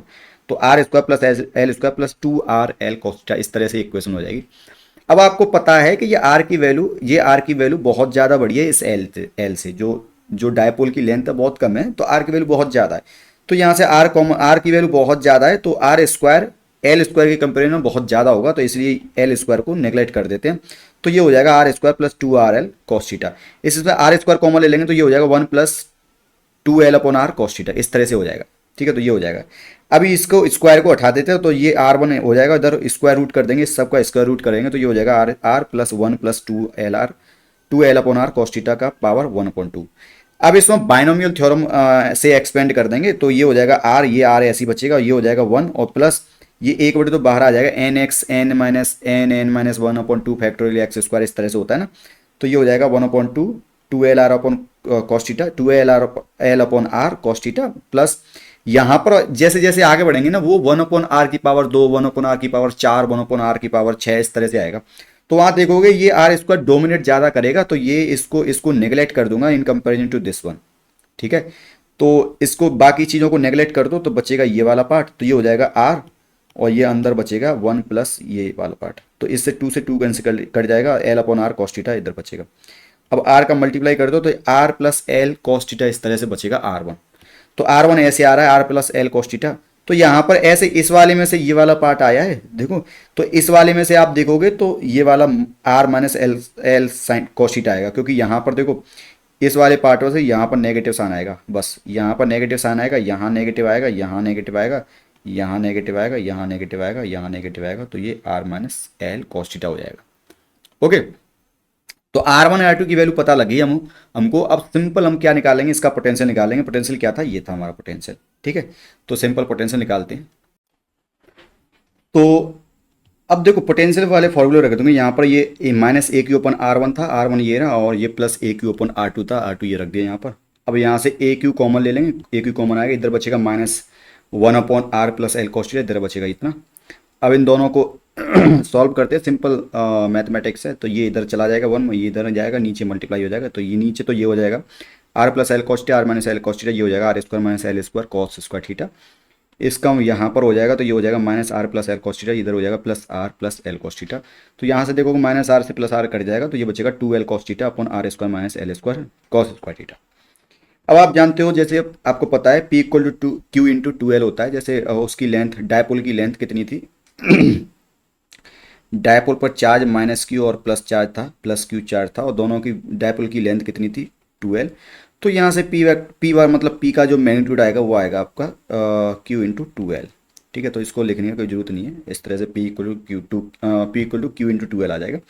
तो Q इंटू 2L ये P हो जाएगा, तो A P cos theta upon R square minus L square cos square theta. अगर आपको बताऊं कि देखो कॉस स्क्वायर थीटा की वैल्यू हमेशा वन से -1 से 1 के बीच होगी, मतलब सॉरी 0 से 1 के बीच होगी। कॉस 90 पर 0 हो जाएगी, और मतलब थीटा की वैल्यू तो -80 से +80 180, मतलब -80 से, मतलब कहने का मतलब है 0 से 80 हो सकता है ना, 0 से 80 ऐसे हो सकता है। तो कॉस मतलब थीटा की वैल्यू 0 से 80 हो सकती है। उसके लिए कॉस स्क्वायर थीटा की भी जो मैग्नीट्यूड आएगा कॉस स्क्वायर थीटा का वो हमेशा 1 के अराउंड आएगा। ठीक है, 1 से छोटा ही आएगा। ठीक है, कॉस स्क्वायर थीटा का जो मैग्नीट्यूड आएगा, कॉस स्क्वायर थीटा का मैग्नीट्यूड आएगा वो हमेशा 1 से छोटा ही रहेगा। ठीक है, अब इसमें एल स्क्वायर का मल्टीप्लाई कर दोगे, एल स्क्वायर का मल्टीप्लाई करोगे तो भी 1 से ही छोटा रहेगा, मतलब एल स्क्वायर का मल्टीप्लाई कर दो, एल की वैल्यू तो बहुत छोटी है ना। तो ये कहने का मतलब ये है कि ये बहुत ही, ये वैल्यू बहुत कम रहेगी। और देख रहे हो तो आर स्क्वायर बहुत ज़्यादा है, तो कह सकते हो अगर आर स्क्वायर बहुत ज़्यादा है तो L square cos square theta को नेग्लेक्ट किया जा सकता है। तो ये हो जाएगा आपका नेग्लेक्ट करके, ये हो जाएगा V P equal to A P cos theta upon R square, ये हो गया। ठीक है, ठीक है। अभी इसकी ट्रिक बताऊंगा कि A P cos theta upon R square किस तरह से हो गया। ठीक है, अगर आप इसको ऐसे देखो, ऐसे सोचो, इसको ऐसे देखो कि ये अगर डायपोल, ये अगर मतलब अगर थीटा यहाँ पर जीरो है, थीटा जीरो है तो वीपी कितना आ जाएगा, थीटा जीरो हो जाएगा तो वीपी आ जाएगा एपी अपॉन आर स्क्वायर। अगर थीटा 90 है तो वीपी कितना आ जाएगा, जीरो। ठीक है, मतलब कहने का मतलब ये, अगर ये माइनस क्यू है, ये प्लस क्यू है, और थीटा जीरो का मतलब ये है कि ये आर वाला पॉइंट है, जो आर वाला है, ये पॉइंट पी पॉइंट जो है, मतलब आर जो है वो इसके पी की डायरेक्शन है, मतलब इधर ही है। मतलब कहने का मतलब ये है कि ये डायपोल ऐसे होगा, डायपोल मोमेंट ऐसे होगा, डायपोल मोमेंट ऐसे होगा, तो इसी की डायरेक्शन में, मतलब मतलब एक्सिस की डायरेक्शन में ही पी पॉइंट है, तो वहां पर आप देखोगे पोटेंशियल कितना आएगा, ये मतलब एक्सिस पर पोटेंशियल इतना आएगा। ठीक है, ओके देन, अगर अगर थीटा 90 है तो 90 का मतलब ये है कि ये माइनस क्यू है, ये प्लस क्यू है, तो जो पॉइंट है वो एकदम वर्टिकल अबव है, ये ओ सेंटर से जस्ट अबव, सेंटर से जस्ट अबव। ठीक है, इस तरह से। ठीक है, तो सेंटर से जस्ट अबव वाले केस के लिए तो आपका पोटेंशियल जीरो आ रहा है, और उसकी डायरेक्शन में जो डायपोल मोमेंट का जो कंपोनेंट है, मतलब डायरेक्शन में अगर वो निकाल रहे हैं तो वो कितना आ जाएगा, A P upon R square. ठीक है, अब यहां पर एक ट्रिक लगाएंगे हम, ट्रिक ये रहेगी, देखो ये जी एडवांस में क्वेश्चन आ चुका है वैसे, तो ट्रिक ये है कि अगर ये माइनस क्यू है और ये प्लस क्यू है, ये डायपोल फॉर्म कर रहे हैं मान लो इस तरह से। ठीक है, ये माइनस क्यू है और ये प्लस क्यू है, और डायपोल मोमेंट इसका मान लो इस तरह से, पी वेक्टर ऐसे है। ठीक है, और मान लो इसके सेंटर से हमें आर डिस्टेंस अवे या आर वेक्टर, मतलब इस डायरेक्शन में पॉइंट पी पर क्या निकालना है, पोटेंशियल निकालना है। पॉइंट पी पे क्या निकालना है, पोटेंशियल। तो जैसे हमको पता है कि इस डायपोल मोमेंट के दो कंपोनेंट हो सकते हैं। ठीक है, दो कंपोनेंट कैसे होंगे, ये थीटा एंगल है, तो एक कंपोनेंट तो हो जाएगा, इसी की डायरेक्शन में, मान लो कि पी है ना, पी का एक कंपोनेंट इसी की डायरेक्शन में ऐसे हो जाएगा। ठीक है, वो कितना हो जाएगा, पी cos थीटा, मतलब पी का इस आर वाली लाइन के अलोंग हो जाएगा एक पी cos थीटा, कितना हो जाएगा ये, इसी का एक कंपोनेंट। ठीक है, तो ये हो जाएगा आपका, अच्छा इसको ऐसे कर देता हूँ थोड़ा सा पीछे, इस लाइन को पीछे कर देता हूँ थोड़ा सा, तो एक कंपोनेंट इसी के ऊपर आ जाएगा, वो कितना हो जाएगा, मान लो पी cos थीटा, ऐसे ये हो जाएगा। ठीक है, इस तरह से ये हो जाएगा आपका पी cos थीटा। ठीक है, ये हो गया। अब पी cos थीटा के परपेंडिकुलर जो ऐसे होगा वो क्या हो जाएगा, पी sin थीटा, एक कंपोनेंट ऐसे हो जाएगा, तो दूसरा कंपोनेंट कैसे हो जाएगा, पी पी cos थीटा। अरे यार, मतलब किसी वेक्टर के दो कंपोनेंट तोड़ सकता हूँ ना मैं।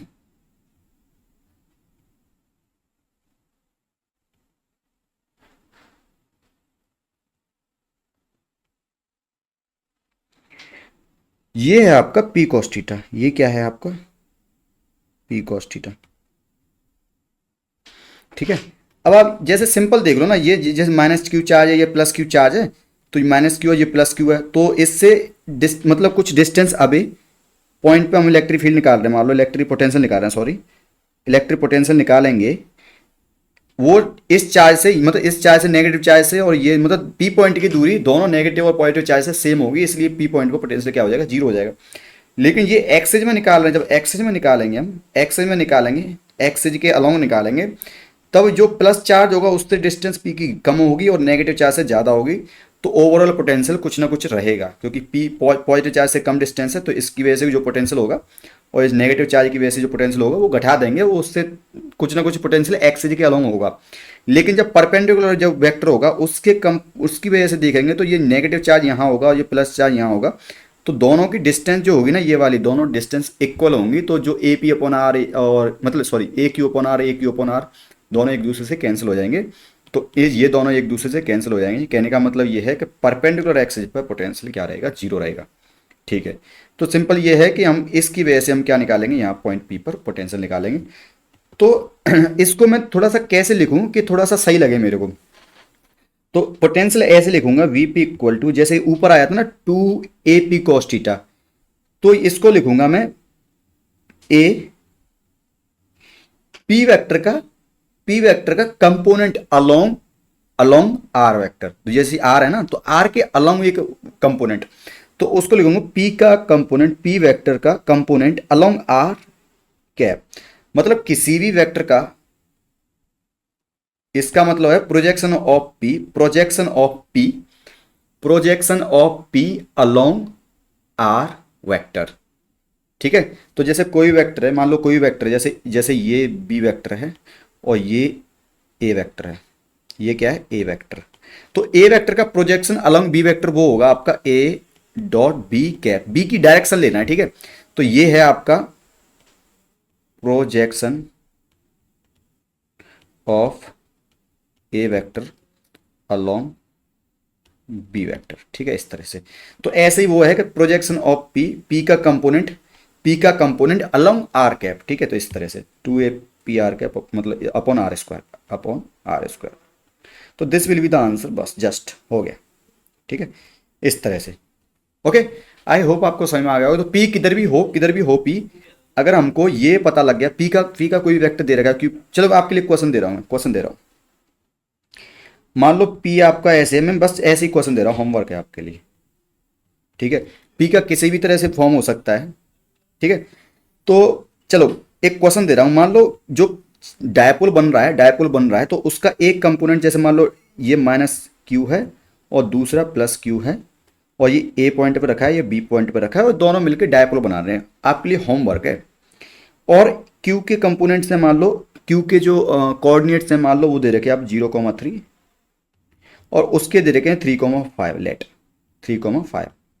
ठीक है, तो आपको यहां तो पहले तो पी वेक्टर निकालना है, पी वेक्टर निकाल लोगे। ठीक है, पी वेक्टर निकाल लो। ठीक है, और मान लो ये ओरिजिन है, ये क्या है, ओरिजिन है। ठीक है, अच्छा ओरिजिन के कंपोनेंट दे देता हूँ, छोड़ो ओरिजिन के कंपोनेंट नहीं, ओरिजिन के कंपोनेंट देगा। ओरिजिन के कंपोनेंट ये मतलब दोनों के बीच का जो पॉइंट है, ये इसके कंपोनेंट है, मान लो 0,3 एंड, चलो कुछ भी मान लेते हैं ना। मान लो ये इसके कंपोनेंट है, मान लो जो इन दोनों के मिडल वाला पॉइंट है उसके कंपोनेंट है, कंपोनेंट कोऑर्डिनेट्स हैं उसके, मान लो 2,2, क्या बोलूँ यार, 2,2, चलो थोड़ा सा और सही से कर लेते हैं, थोड़ा सा समझ में नहीं आएगा, नहीं तो गड़बड़ हो जाएगा। ठीक है, मान लो ये कंपोनेंट है 0,3, और ओ के कंपोनेंट है 0, सॉरी, ये है मान लो 4, 0,0, लेट इसके कंपोनेंट, ओ के कंपोनेंट है 1,2, और 1,0 मान लेते हैं, 1,0, एंड दूसरे वाले चार्ज के कंपोनेंट है मान लो 3,5, 3,5 नहीं, मान लो 2,0, इस तरह से। मतलब कुछ भी हो सकता है कंपोनेंट में, बस ऐसे ही थोड़ा सा बताने के लिए। ठीक है, और मुझे किसी पॉइंट पी पर I want to find potential at point P. अब पी के कोऑर्डिनेट्स बता दे रहा हूं, मान लो पी के कुछ भी ले सकते हैं, 4,5, इस तरह से। तो 4,5 में मुझे पोटेंशियल फाइंड करना है बाय यूजिंग दिस फॉर्मूला। ठीक है, ठीक है। तो पहली बात तो मुझे एक ओ से मुझे आर वेक्टर चाहिए होगा, आर वेक्टर से मैं क्या निकालूंगा, आर कैप। तो यहां पर जो आर वेक्टर है, आर कैप है, सॉरी, आर कैप होगा आपका R vector upon R vector का मॉड्यूलस। ठीक है, आई होप ये आपको समझ में आ गया होगा। ठीक है, ओके। तो तो वीपी इक्वल टू हो जाएगा P dot R cap upon R square, इस तरह से हो जाएगा। ठीक है, ओके। मतलब इसी चीज को मैंने ऐसे लिख दिया है, ऐसे। ठीक है, बस। ठीक है, आई होप आपको समझ में आ गया होगा। ठीक है, मतलब पी कॉस थीटा को लिख सकता हूं P vector dot R cap. ठीक है, मतलब अगर पी डॉट आर जैसे यहां पर दिखा रहा है ना, ऊपर दिख रहा है ना, P vector dot R cap है, तो इसको लिख सकता हूं मैं पी का मॉड्यूलस आर कैप का मॉड्यूलस, और दोनों के बीच एंगल कितना है भाई, दोनों के बीच एंगल कॉस थीटा है, तो इसको पी का मॉड्यूलस पी मान लेता हूँ, ये कॉस थीटा। तो पी कॉस थीटा ही है आपका P vector dot R cap. Okay, I hope ये आपको सही में आ गया होगा, ये हो गया, इजी है, कुछ नहीं है इसमें। ठीक है, नेक्स्ट आगे बढ़ते हैं फटाफट। हाँ, अरे अगर यहाँ पर बताऊँ, ये जो यहाँ पर मैं नेगलेक्ट किया है, ये एल स्क्वायर माइनस ये वाला नेगलेक्ट किया है, तब नेगलेक्ट किया है if R is much much larger than L. अगर ऐसा नहीं है तो यही फॉर्मूला रहेगा, अगर आर बहुत ज़्यादा बड़ा है इन कंपेरिजन टू एल, तब ये लगा सकते हैं। तो आई थिंक मुझे अगर ये फॉर्मूला लगाना है, if I want to use this formula, तो यहाँ पर मुझे ये 4,5 को बहुत बड़ा लेना पड़ेगा, तो इसको ऐसे कर लेते हैं 100,100,100, तब बड़ा हो जाएगा ये। ठीक है, तब आप निकाल लेना। ठीक है, और ये मीटर में है, ये सब मीटर में है। ठीक है, ये सब मीटर में है, ये कंपोनेंट जो कोऑर्डिनेट्स है ना, सब मीटर में है। ठीक है, तो आपको बस निकालना है, और क्यू की वैल्यू भी निकाला, क्यू की वैल्यू चलो छोड़ो, क्यू की वैल्यू नहीं निकालो, बस क्यू की वैल्यू मान लो कुछ है। ठीक है, क्यू मान लो, बस क्यू मान कर करना है। ठीक है, तो आपको ये फॉर्मूला लगाना है, और ये फॉर्मूला निकाल के आपको क्या करना है, आपको वैल्यू फाइंड करनी है पोटेंशियल की एट पॉइंट पी, और पी के कोऑर्डिनेट्स मैंने आपको दे रखे हैं। ठीक है, अब आगे बढ़ते हैं, आगे देखते हैं आगे क्या है अपना। आगे अपना शायद अब dipole, torque on dipole and dipole की potential energy, work done in rotating a dipole, ये सब हो। तो नेक्स्ट है आपका work done in rotating a dipole in an uniform electric field. अब जैसे आपको पता है, किसी डायपोल को किसी यूनिफॉर्म इलेक्ट्रिक फील्ड में रख देंगे, जैसे इलेक्ट्रिक फील्ड इस तरह से इलेक्ट्रिक फील्ड है, तो इस तरह से मान लो ये डायपोल शुरुआत में ऐसे था, तो इसको रखेंगे, फोर्स ऐसे लगेगा, इस पर ऐसे लगेगा, तो ये कैसे घूमना चाहेगा, ऐसे घूमना चाहेगा। ठीक है, ऐसे ऐसे घूमना चाह रहा होगा। ठीक है, मतलब ऐसे घूमना चाह रहा होगा। ठीक है, इस तरह से दिखाऊं, ऐसे। ठीक है, मतलब जो प्लस वाला चार्ज है वो ऐसे आना चाहेगा, और नेगेटिव चार्ज है वो ऐसे आना चाहेगा, तो ये ऐसे घूम के ऐसे ऐसे होना चाह रहे होंगे, मतलब इस वाले इस तरह से हो जाना चाह रहे होंगे, मतलब इसका जो डायपोल मोमेंट पी होगा वो इस तरह से होना चाह रहा होगा अलोंग दी इलेक्ट्रिक फील्ड। ठीक है, लेकिन हम क्या कर रहे हैं, हम इसको रोटेट कर रहे हैं अगेंस्ट इट्स विल, तो मतलब इसकी खुद की इच्छा के अगेंस्ट इसको घुमाने के ट्राई कर रहे हैं। तो क्या होगा, हम एक वर्क करेंगे, वर्क क्या से निकालेंगे, तो वर्क वही वर्क पूछा है कि वर्क किस तरह से निकालेंगे। तो देखो हम इस पर, देखो इस पर एक टॉर्क लग रहा होगा, टॉर्क लग रहा होगा, टॉर्क के अगेंस्ट इसको घुमाने का ट्राई कर रहे हैं, तो टॉर्क इस पर लग रहा होगा P E cos theta, P cross E. ठीक है, इस तरह से लग रहा होगा पी क्रॉस ई टॉर्क, या फिर ऐसे बोलूँ direct P E sine theta, torque लग रहा होगा इस पर, magnitude of torque P E sine theta. ये पढ़ा था ना हमने just after the end of after the end of first chapter, ये मैंने कराया था। तो टॉर्क कितना लग रहा हो, P E sine theta, magnitude निकाला टॉर्क का।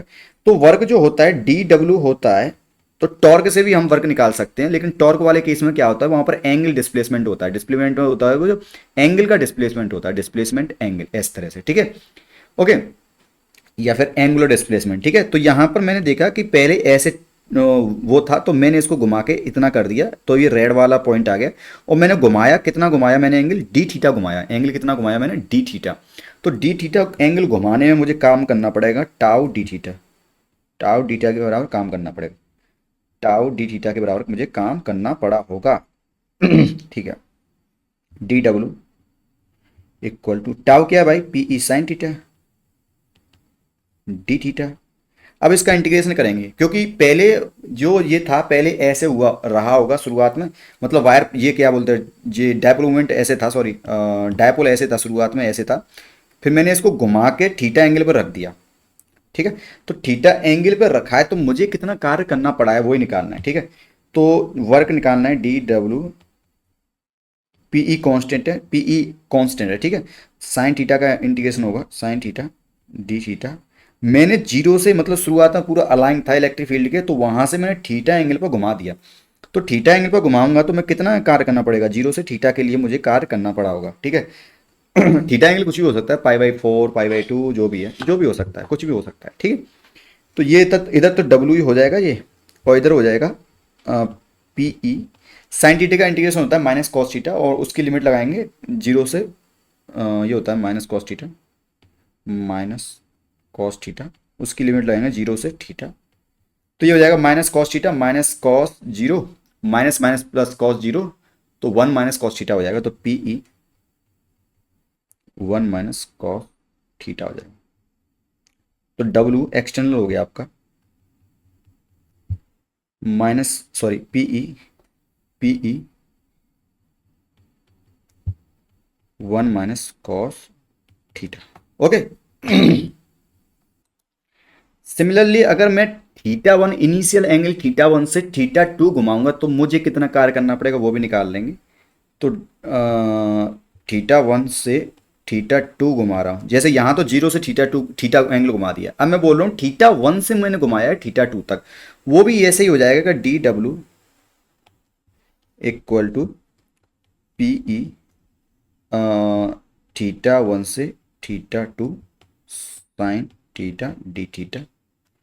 तो ये हो जाएगा आपका डब्लू, मतलब जो नेक्स्ट अलग से काम करना पड़ा है मुझे थीटा वन से थीटा टू घुमाने, मैं इसको डेल्टा डब्लू बोल दे रहा हूँ, डेल्टा डब्लू, ठीक है। डेल्टा डब्लू जो एक्स्ट्रा काम मुझे थीटा वन से थीटा टू घुमाने में, मुझे डेल्टा डब्लू जो काम करना पड़ेगा वो हो जाएगा आपका पी ई, ये हो जाएगा minus cos theta D, minus cos theta पर इंटीग्रेशन लगाएंगे थीटा वन से थीटा टू, तो minus cos theta minus cos theta पर लिमिट लगाएंगे, लिमिट लगाएंगे थीटा वन से थीटा टू, तो ये हो जाएगा minus cos theta two minus minus plus cos theta one, तो ये हो जाएगा आपका delta W, delta W equal to P E cos theta one minus cos theta to, इस तरह से। तो थीटा वन से थीटा टू घुमाया तो P E cos theta one minus cos theta two. तो थीटा वन से थीटा टू तक काम मुझे कितना करना पड़ा है, एक्सटर्नल वर्क है, दिस इज एक्सटर्नल वर्क, ठीक है। मेरे द्वारा किया गया कार्य कितना हो जाएगा, cos theta one minus cos theta to. मेरे द्वारा और फील्ड द्वारा दोनों डिफरेंट हैं, ठीक है। तो फील्ड द्वारा पूछेगा तो इसका नेगेटिव हो जाएगा, मेरे द्वारा कर रहे हैं तो ये पॉजिटिव रहेगा, ठीक है। ओके। फील्ड द्वारा पूछेगा कि field work done by field from theta one two theta two, तो वो इसका नेगेटिव हो जाएगा, बस ऐसे समझ लो। बस आपको ये आना चाहिए डब्ल्यू एक्सटर्नल कैसे निकालते हैं, तो वही सिंपल है, पी कॉस थीटा का पी ई साइन थीटा का इंटीग्रेशन करना होता है बस, ठीक है। ओके। अगर कुछ प्लस माइनस साइन का दिक्कत होगा तो वो न्यूमेरिकल्स जैसे जैसे करेंगे तो वहाँ पर आपका क्लियर हो जाएगा, तो अभी बस ऐसे समझ लो, थोड़ा सा समझने का ट्राई करो, ठीक है। तो अगर नेक्स्ट आपका टॉपिक है इलेक्ट्रिक फील्ड, मतलब sorry potential energy of A dipole, तो वो देखते हैं क्या होती है। ओके, तो नेक्स्ट आपका है potential energy of A dipole, potential energy of A dipole in an uniform electric field. Uniform electric field में हमने पोटेंशियल डायपोल रखा है। तो डायपोल क्या है वैसे, डायपोल दो चार्ज, एक माइनस चार्ज एक प्लस चार्ज है, दोनों को हम इलेक्ट्रिक फील्ड के अंदर लेके आते हैं और उसमें जो हमें कार्य करना पड़ता है इलेक्ट्रिक फील्ड के अंदर लाते हैं और कुछ डिस्टेंस डी पर हम रख देते हैं, जैसे मान लो ये डिस्टेंस डी है और कुछ एंगल बना के हमने रख दिया है मान लो इस तरह से। तो जो हमने काम करना पड़ा है वही तो पोटेंशियल एनर्जी है। तो हम अगर आपको देखें कि एक माइनस क्यू चार्ज, जैसे हमने अभी पहले पढ़ा था, इससे पहले वाले लेक्चर में पढ़ा था कि एक्सटर्नल एक्सटर्नल इलेक्ट्रिक फील्ड में किसी चार्ज को लाते हैं तो कितना काम करना पड़ता है, ये हमने ऑलरेडी पढ़ चुके हैं। तो वहां पर सिंपल ये होता है कितना कार्य करना पड़े, इन्फाइनाइट से लेके आए होंगे ना चार्ज को, तो इन्फाइनाइट से लेके आए होंगे, इलेक्ट्रिक फील्ड के अंदर रख दिया माइनस क्यू को ए पर, ऐसे ही बी वाले प्लस क्यू को बी पर रख दिया मैंने सिंपल। तो माइनस क्यू को जब ए पे रखा तो मुझे कितना कार्य करना पड़ा, प्लस दूसरा कार्य ये है प्लस क्यू को बी पे रखा तो मुझे कितना कार्य करना पड़ा। तो जो डब्ल्यू एक्सटर्नल होता है ना वो होगा आपका माइनस क्यू चार्ज कहाँ रखा, ए पॉइंट पर, तो माइनस क्यू चार्ज किस पॉइंट पर रखा, ए पर, तो वी ए मतलब ए पॉइंट का पोटेंशियल वी ए, ठीक है। ये मुझे कार्य करना पड़ा होगा, ठीक, वी ए। अब वी ए क्या होगा भाई, वी ए होगा जो एक्सटर्नल इलेक्ट्रिक फील्ड है ना, जो इलेक्ट्रिक फील्ड है ना, इस इलेक्ट्रिक फील्ड जो एक्सटर्नल इलेक्ट्रिक फील्ड है ना इसका पोटेंशियल एट पॉइंट ए, ठीक है। ऐसे ही बी पॉइंट, दूसरे चार्ज बी पॉइंट पे रखा है मैंने, तो बी पॉइंट पे दूसरा चार्ज प्लस चार्ज था इसलिए यहां पर प्लस आएगा, plus charge Q into V B, ठीक, सिंपल। तो डब्ल्यू एक्सटर्नल हो जाएगा आपका, डब्ल्यू एक्सटर्नल हो जाएगा, मैं क्यू कॉमन ले लेते हैं, क्यू कॉमन ले लिया, माइनस क्यू कॉमन ले लिया, माइनस क्यू कॉमन ले लिया, तो V A minus V B. अब मुझे वी ए और बी वी की वैल्यू अगर पता लग जाएगी तो मुझे सिंपल यहाँ पर वर्क डन आ जाएगा बाई एक्सटर्नल फोर्स, वही मेरी पोटेंशियल एनर्जी होगी। तो वी ए और बी बी ऐसे हमने क्वेश्चन ऑलरेडी कर लिए, इससे जस्ट पहले, इस लेक्चर से जस्ट पहले हमने इस तरह के क्वेश्चन किए हैं बहुत सारे, तो वो जाके आप देख सकते हो। अगर बी पॉइंट का जैसे इलेक्ट्रिक फील्ड इस तरह से है तो इसके परपेंडिकुलर लाइन जितनी भी लाइन होगी ना इस तरह से, जो भी लाइन होगी उस पर सब पॉइंट्स पर सारे पॉइंट्स पर आपका पोटेंशियल सेम रहेगा। तो जो बी पॉइंट पर जो पोटेंशियल होगा वो अगर इलेक्ट्रिक फील्ड के परपेंडिकुलर लाइन खींचेंगे तो वो एम को कट करेगी, तो एम पर जो पोटेंशियल होगा मैं चाहता हूँ इलेक्ट्रिक फील्ड की डायरेक्शन में एक एक्सेज पे पोटेंशियल डिफरेंस निकाल सकते हैं ना, जैसे किसी इलेक्ट्रिक फील्ड की डायरेक्शन में पोटेंशियल डिफरेंस निकाल तो वहाँ पर सिंपल हम एक फॉर्मूला लगाते हैं, तो उसी से हम यूज करना चाह रहे हैं यहाँ पर। इसलिए मैंने एक इस तरह से लाइन खींची और वो एक्स एक्सेज के अलोंग आ गई और एम पर मान लो कट कर रही है, तो इस एम का जो पोटेंशियल होगा वही क्या होगा आपका बी का पोटेंशियल। तो कहने का मतलब ये है कि बी का जो पोटेंशियल होगा वही क्या हो जाएगा एम का पोटेंशियल। अब मुझे बस एम का पोटेंशियल पता लग जाए तो मैं अब मेरा काम हो जाएगा, मैं simple V A minus V B की वैल्यू या V A minus V M की वैल्यू पुट करूंगा, मेरा काम हो जाएगा। तो इसको लिख सकता हूँ W external equal to minus Q V A minus V M, इस तरह से। ठीक है भाई। अब मुझे V A minus V M पता करना है, तो जैसे हमने पढ़ा है डी वी इक्वल टू क्या होता है minus E dot D R. ठीक है, D V equal to minus E dot D R. अब इसका मैं इंटीग्रेशन करूंगा, डी वी का इंटीग्रेशन करूंगा उधर माइनस ई। अब इलेक्ट्रिक फील्ड यूनिफॉर्म है तो इसको बाहर ले सकता हूँ मैं इंटीग्रेशन से, और डॉट प्रोडक्ट ये रहेगा और ये हो जाएगा डी आर का इंटीग्रेशन। ठीक है, अब मुझे कहाँ से कहाँ तक का डिफरेंस देखना है, मुझे ए पॉइंट और एम पॉइंट का डिफरेंस देखना है। तो यहाँ पर मैं अगर लिमिट लगा रहा हूँ ये हो जाएगी आपकी एक्स या फिर पोजीशन ऑफ एम, तो यहाँ पर एक्स एम और इधर पोजीशन ऑफ एक्स ए, इस तरह पोजीशन का डिफरेंस वो हो जाना ना, इंटीग्रेशन होना ना, पोजीशन का इंटीग्रेशन होना ना डी आर। ठीक है, इस तरह से। ओके, ठीक है भाई। अब इलेक्ट्रिक फील्ड को ऐसे ही रखता हूँ मैं, इलेक्ट्रिक फील्ड ऐसे ही रखता हूँ, या फिर आप ई डॉट डी आर कर सकते हो, क्योंकि डी आर तो ये वाला लेंथ है ना, तो D R E dot D are करोगे तो वो ई डी एक्स ही हो जाएगा। ठीक है, तो रुको थोड़ा सा इसको और सही कर लेता हूँ। तो डी वी हो जाएगा आपका, डी वी हो जाएगा आपका माइनस ई।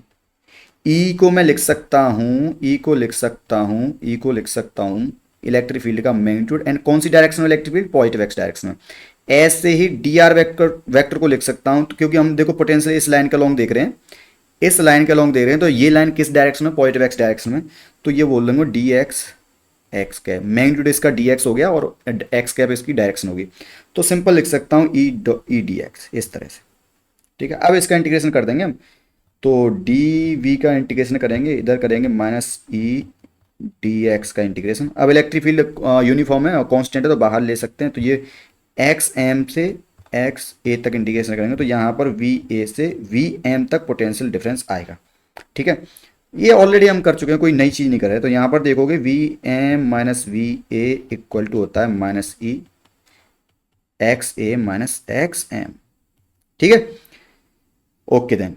अब आप देखोगे एक्स ए माइनस, या फिर आप देखोगे यहाँ पर ऐसे इस वाले एंगल में देख रहे हो, तो आप देखोगे एक्स एम माइनस एक्स ए, एक्स एम माइनस एक्स ए की वैल्यू होगी ये डिस्टेंस मान लो डी है।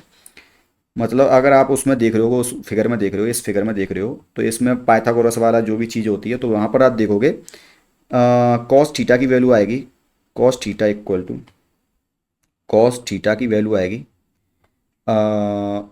ए एम, या फिर ए एम की वैल्यू मतलब एक्स एम माइनस, मतलब पोजीशन डिफरेंस है ना ए एम, तो ये चलो लिख देता हूँ A M upon A B, ये होगी ना। अब हम हमें क्या निकालना है, कॉस थीटा इक्वल टू या फिर A M equal to A B, A B मतलब डी है, मान लो डिस्टेंस ए बी मतलब डायपोल की लेंथ है ना, तो वो उसकी वैल्यू डी है कॉस थीटा। ठीक है, ए एम मतलब पोजीशन का डिफरेंस, ए एम का मतलब ये है, ए एम का मतलब ये है पोजीशन का डिफरेंस, तो एक्स एम मतलब एम की पोजीशन माइनस ए की पोजीशन, तो ये हो जाएगी X M minus X A position difference. ठीक है, equal to D cos theta. तो यहाँ पर X A minus X M हो जाएगा माइनस डी कॉस थीटा, तो ये हो जाएगा आपका E minus into minus D cos theta, तो ये हो जाएगा आपका ई डी कॉस थीटा। ठीक है, okay, V M minus V A. और पूछा क्या है आपका, निकालना क्या है हमें, डब्ल्यू एक्सटर्नल निकालना था, तो डब्ल्यू एक्सटर्नल इक्वल टू हो जाएगा आपका minus Q V A minus V M, ये क्या है आपका V A minus V M है, और ये पुट करोगे आप तो ये हो जाएगा आपका V A minus V M, कितनी हो जाएगी, यहाँ पर एक गड़बड़ हो गया था, यहाँ पर आप देखोगे कि अगर लिमिट में X M to X A ले रहा हूँ तो यहाँ पर V M to V A होगा। ठीक है, तो यहाँ पर गड़बड़ हो गया था, तो ये हो जाएगा आपका वी एम और ये हो जाएगा आपका वी ए। ठीक है, तो ये उल्टा आएगा आपका V A minus V M आएगा, V A minus V M, ठीक है। तो V A minus V M दे रखा है आपका ई डी कॉस थीटा, तो यहाँ पर पुट करोगे तो ये हो जाएगा minus Q E D cos theta. अब थोड़ा थोड़ा जाना पहचाना सा लग रहा है, काफ़ी इजी हो गया है। अब आप देखोगे पी को लिख सकता हूँ मैं, पी का मैग्नीट्यूड लिख सकता हूँ E D, sorry Q D, ठीक है। तो डब्लू चूंकि, तो डब्लू एक्सटर्नल हो जाएगा आपका, डब्लू एक्सटर्नल हो जाएगा आपका P minus P E cos theta, ठीक है, minus P E cos theta. अगर आप ये ध्यान से देखोगे इसको, अगर आप इसको ध्यान से देखोगे तो P ऐसे है और E ऐसे है। अगर आप देखोगे P डॉट ई करोगे, आप P डॉट ई करोगे तो वो आएगा आपका पी ई कॉस थीटा। तो अगर आप इसको ध्यान से देख पा रहे होगे तो ये आपका P वेक्टर है और ये आपका E वेक्टर है।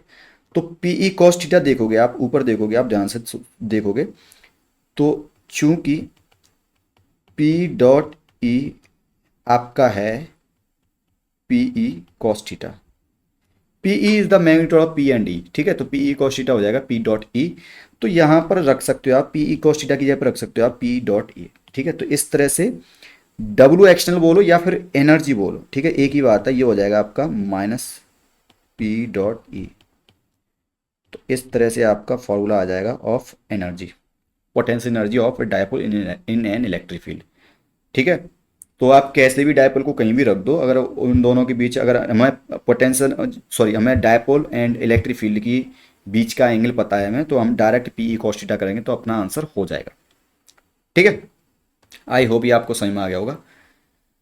हाँ, तो ये हो गया आपका। इसके बाद आपका वन डे ग्राफ जनरेटर, उसको आप खुद पढ़ लेना, उसको मुझे पढ़ाने की जरूरत नहीं है, वो बस थ्योरी जैसा है और कुछ नहीं है उसमें। दो स्फीयर है, उस स्फीयर की वजह से पोटेंशियल डिफरेंस पूछा है, कुछ नहीं है, उसको आप खुद पढ़ लेना, बहुत ही ईजी है, ठीक है। मतलब एक नीचे वाला जो बेल्ट होता है वो फ्रिक्शन रहती है, बेल्ट में फ्रिक्शन होता रहता है, तो इसलिए बेल्ट पर चार्ज आता रहता है, और चार्ज, बेल्ट का चार्ज बड़े वाले जो बाहर वाला स्फीयर होता है ना उस पर जाता है, चला जाता है धीरे धीरे।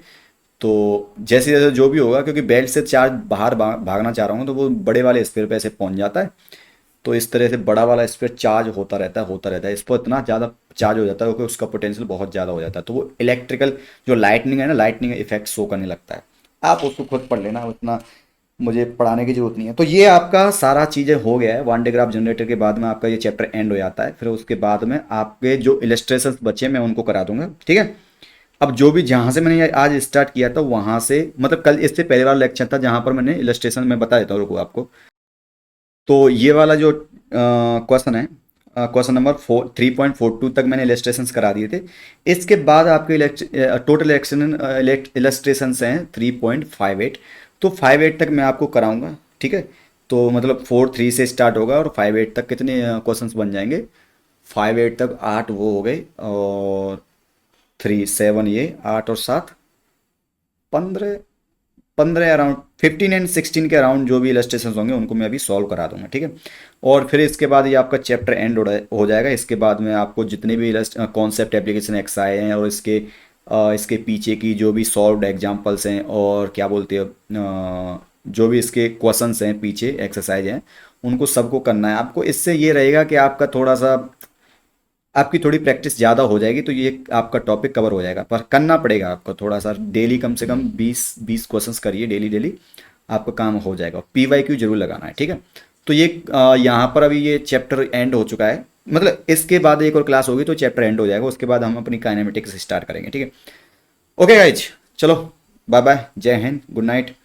और गुड नाइट बोल रहा हूँ, पता नहीं कब वीडियो देखोगे, मैं तो अभी इस टाइम रात को बना रहा हूँ, ठीक है। तो अगर आप नए हो तो प्लीज़ चैनल को सब्सक्राइब कर देना और बेल आइकन दबा देना। मिलते हैं।